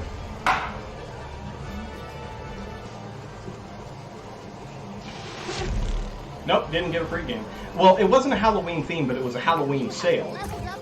And it was like, scary stuff. And they had one, and it was at such a discount. I don't remember what the discount was, but it was a big discount, and I thought, I'll give it a try.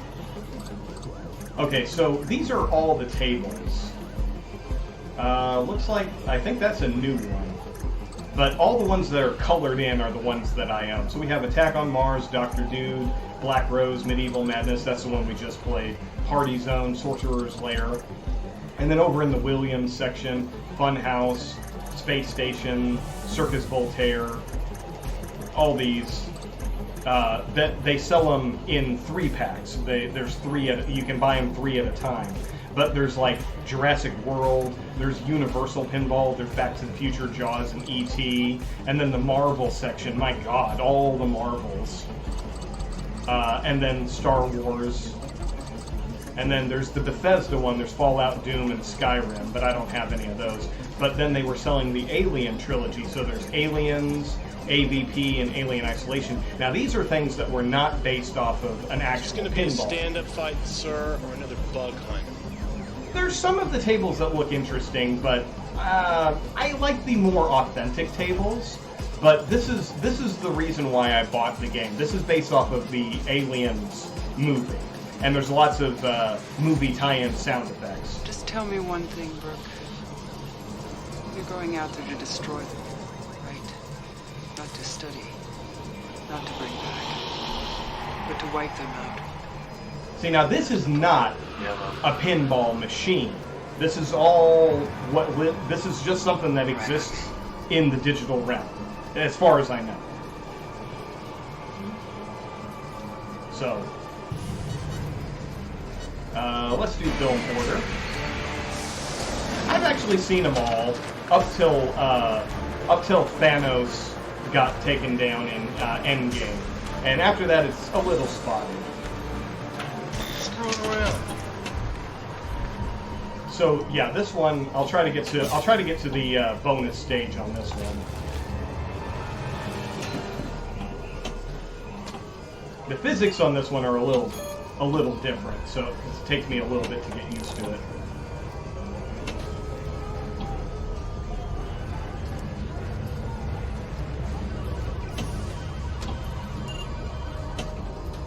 But I've noticed that these digital tables are a little bit more forgiving because they're not based off of like a real life pinball machine where it was made to eat quarters. This one is a little more forgiving. Not quite so easy to just lose everything.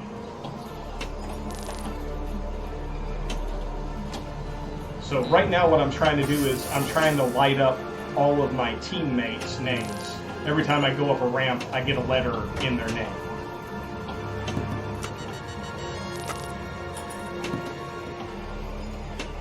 Ah, get up there.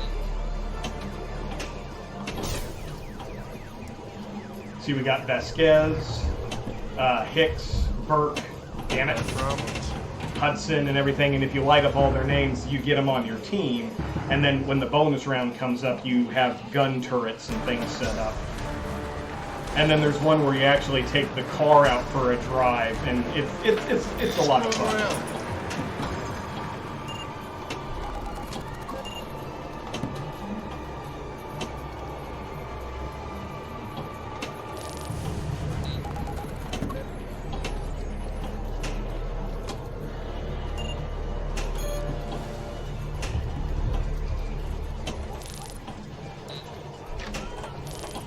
Usually I can get Hicks lit up pretty quick. Pat Hicks quick. Because he's right there, kind of dead center. Vasquez is usually the last one that I get.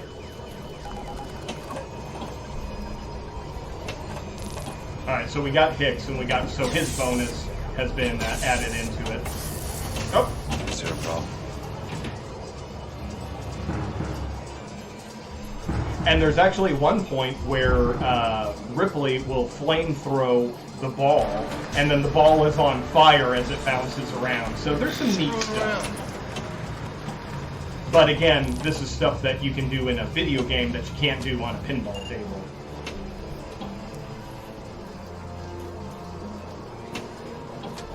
But again, it's been a while since I played. But these are nice little distractions, like when I'm working in my office and I just need a break, but I don't want to get invested in something like, Fallout. Oh, here we go. So now we have to locate Newt and investigate the PDT signals coming from the atmosphere progressor. Oh, and I immediately lose it right when I start getting that bonus level going.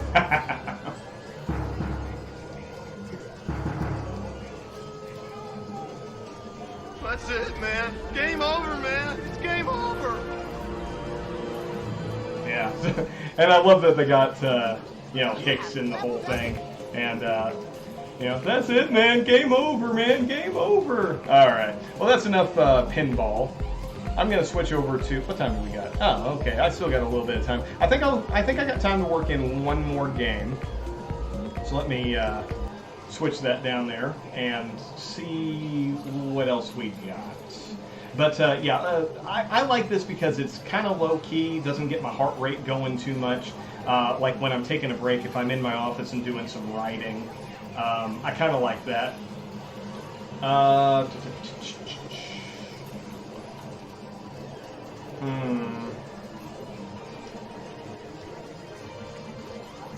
Oh, let's go. Let's play some Midway stuff. I think I can find something here. Yeah, sometimes I'll be like, I just need a quick break, just something so I can flip the circuit breakers. So I'll fire up something on, you know, a pinball table or something, play a couple of games, because you see how fast they go, and then I'm usually refreshed and able to get back into it. Whether I'm editing video footage or doing some writing. Exactly, something like Flight Simulator. Actually, one thing I found that's really kind of silly is, oh dang it, what is it called? Lawnmower Simulator. It's very zen feeling. You can, all you doing is you're just driving around and just mowing the lawn, and when you're done, you get a paycheck, and that's the whole thing. And then you use your money to upgrade your equipment, or hire new employees so you can do more stuff every single week. Oh, what do we want to play? Oh, I know. Let's, we're going to play some Joust to finish off the night. Right, exactly. Something casual, it's not super competitive, and it's just something that you can play in short little bursts and everything. And that's why I like the pinball games, or Lawnmower Simulator. The only problem that I have with Lawnmower Simulator is sometimes those yards are very in depth. I've gotten to the point where I'm starting to get like parks. Oh no, these are all in game. Yeah, those aren't current at all. This is an old game. I don't think the leaderboards are very accurate on this one.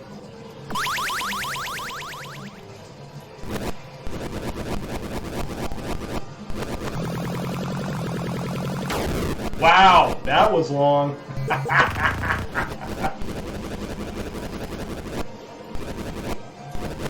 Usually the first look. Oh my god. It's been a while since I've played. Give me a chance here. I gotta get warm up. Oh my god. I'm playing like I'm a 5-year-old at the Pamida. Get over here, you son of a bitch. There we go.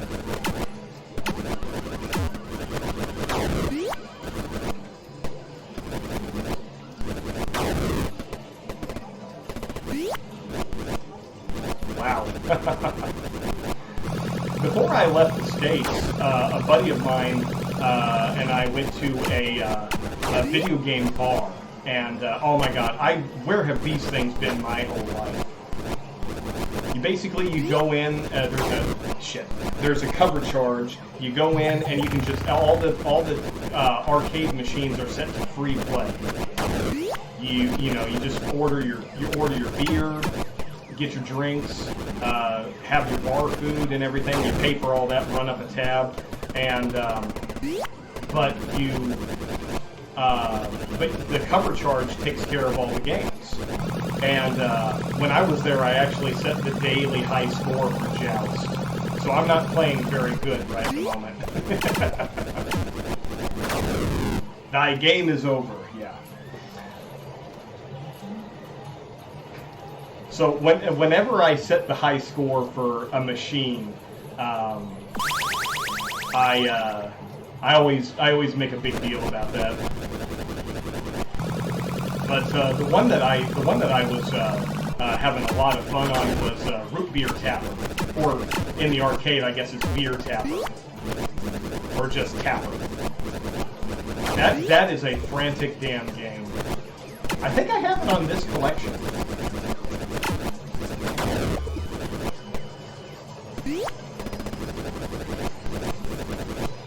The Office games? Okay, interesting. Was that an arcade or something? Oh, he landed right on my head. Oh, that's cool. I would have been all about that if I had a computer that was worth a damn.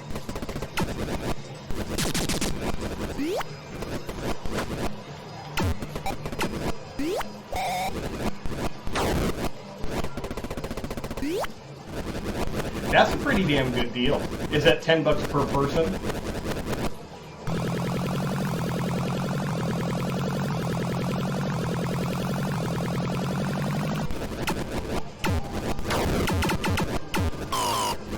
That's still a hell of a deal, though. I mean, what can you do for $10? That's 2 hours of entertainment. You can't even see a movie for that. Oh my god. I am awful at this today.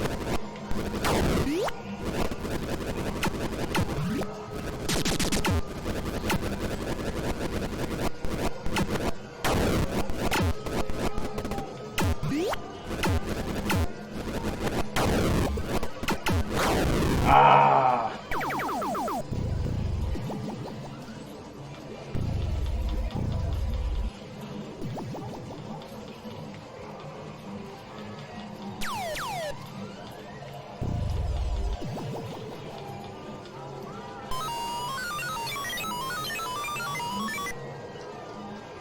Wow, 36th place. No.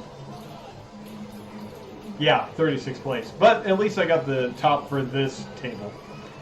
Yeah, that's the biggest problem there is, actually where I live, we're a very short drive from a mall that has a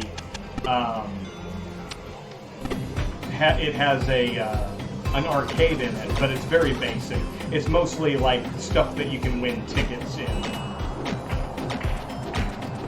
Alright, I'm gonna play a round of Root Beer Tapper, and I think I'm gonna call it a night.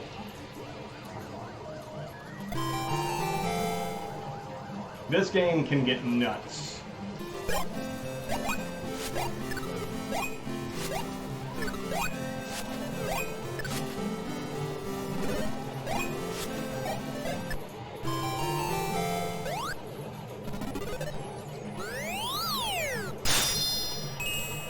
In the arcade, this one's just known as Tapper, but they had to get rid of the.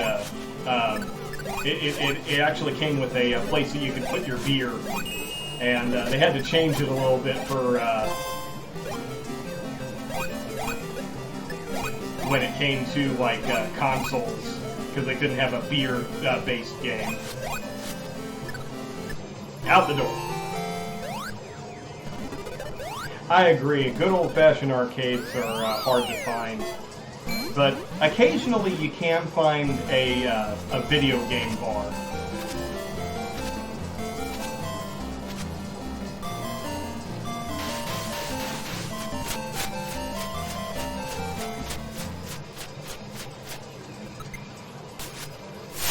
Oh! I thought for sure that one was it.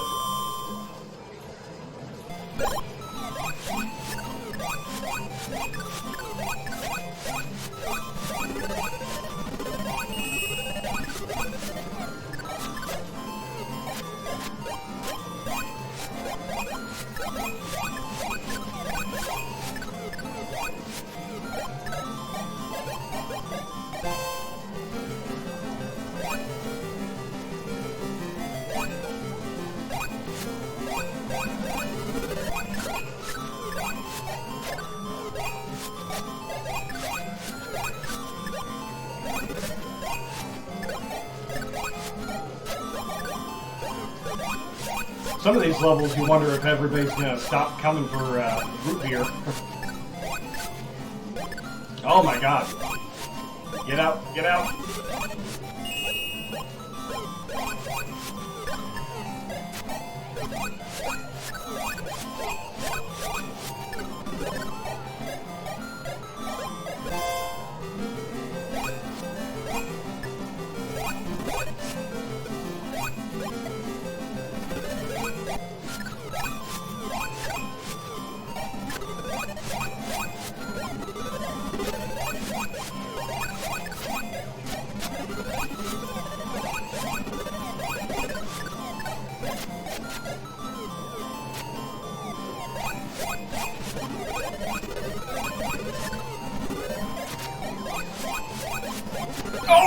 Oh! I couldn't get that level to end.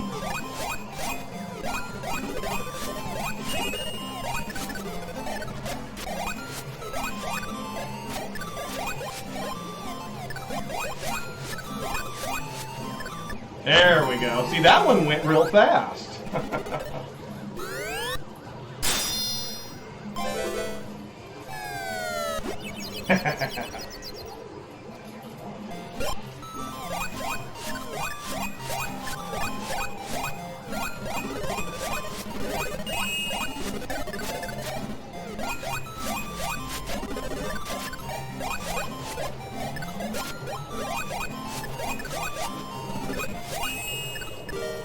There we go. I haven't had a good sarsaparilla in a long time. You almost always have to go to, the old-time threshing bees to get a good sarsaparilla.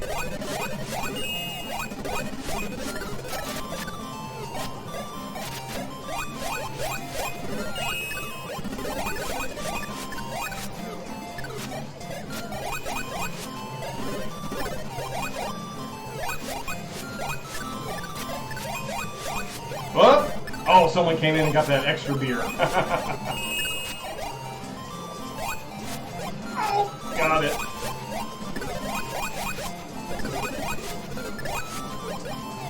Oh, too many glasses. Too many glasses.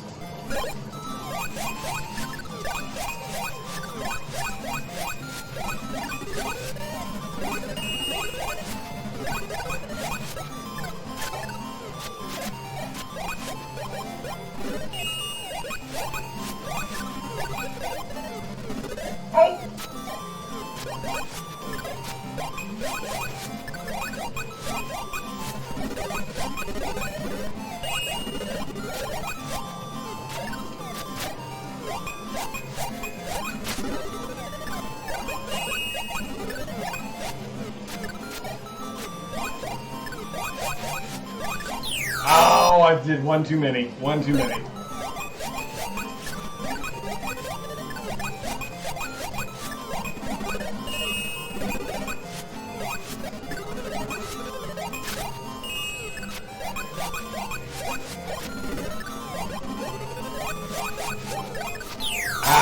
I'm getting too trigger happy on that one. Oof. That game gets crazy.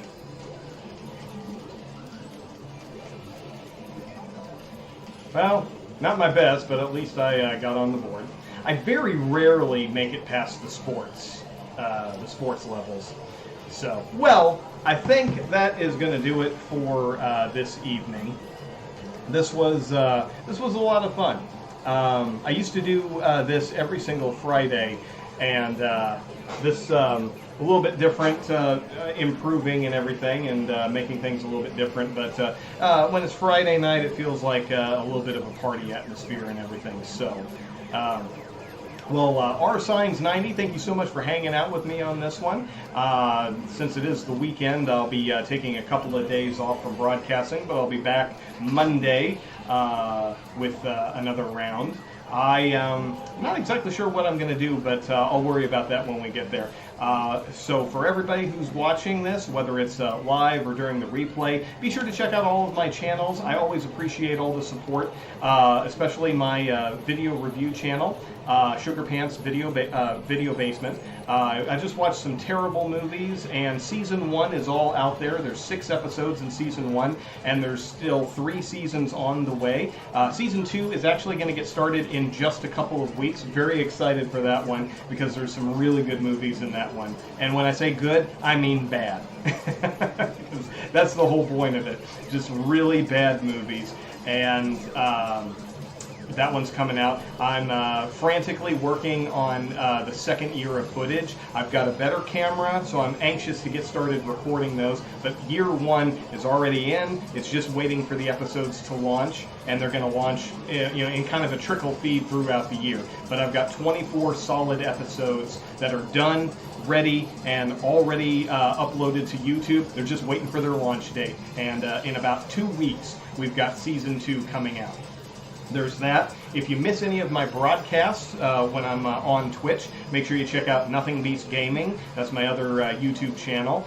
And that's where, if you miss any of them, that's where you can catch the rebroadcast. I just take what happens, put it up there. I don't edit it for time or anything. If you want to skip through it and see things, that's all, what you want to do. But there's some pretty good content out there, especially when I have great fans who hang out and chat with me. Makes it a lot easier and makes the broadcast go a lot quicker. So rsigns90, thank you so much for always hanging out and stopping by. And I've been noticing some of the old names that used to be fans in the long ago are starting to come back and realize that I am back doing this on a nightly basis. So it's good to see some familiar faces from time to time.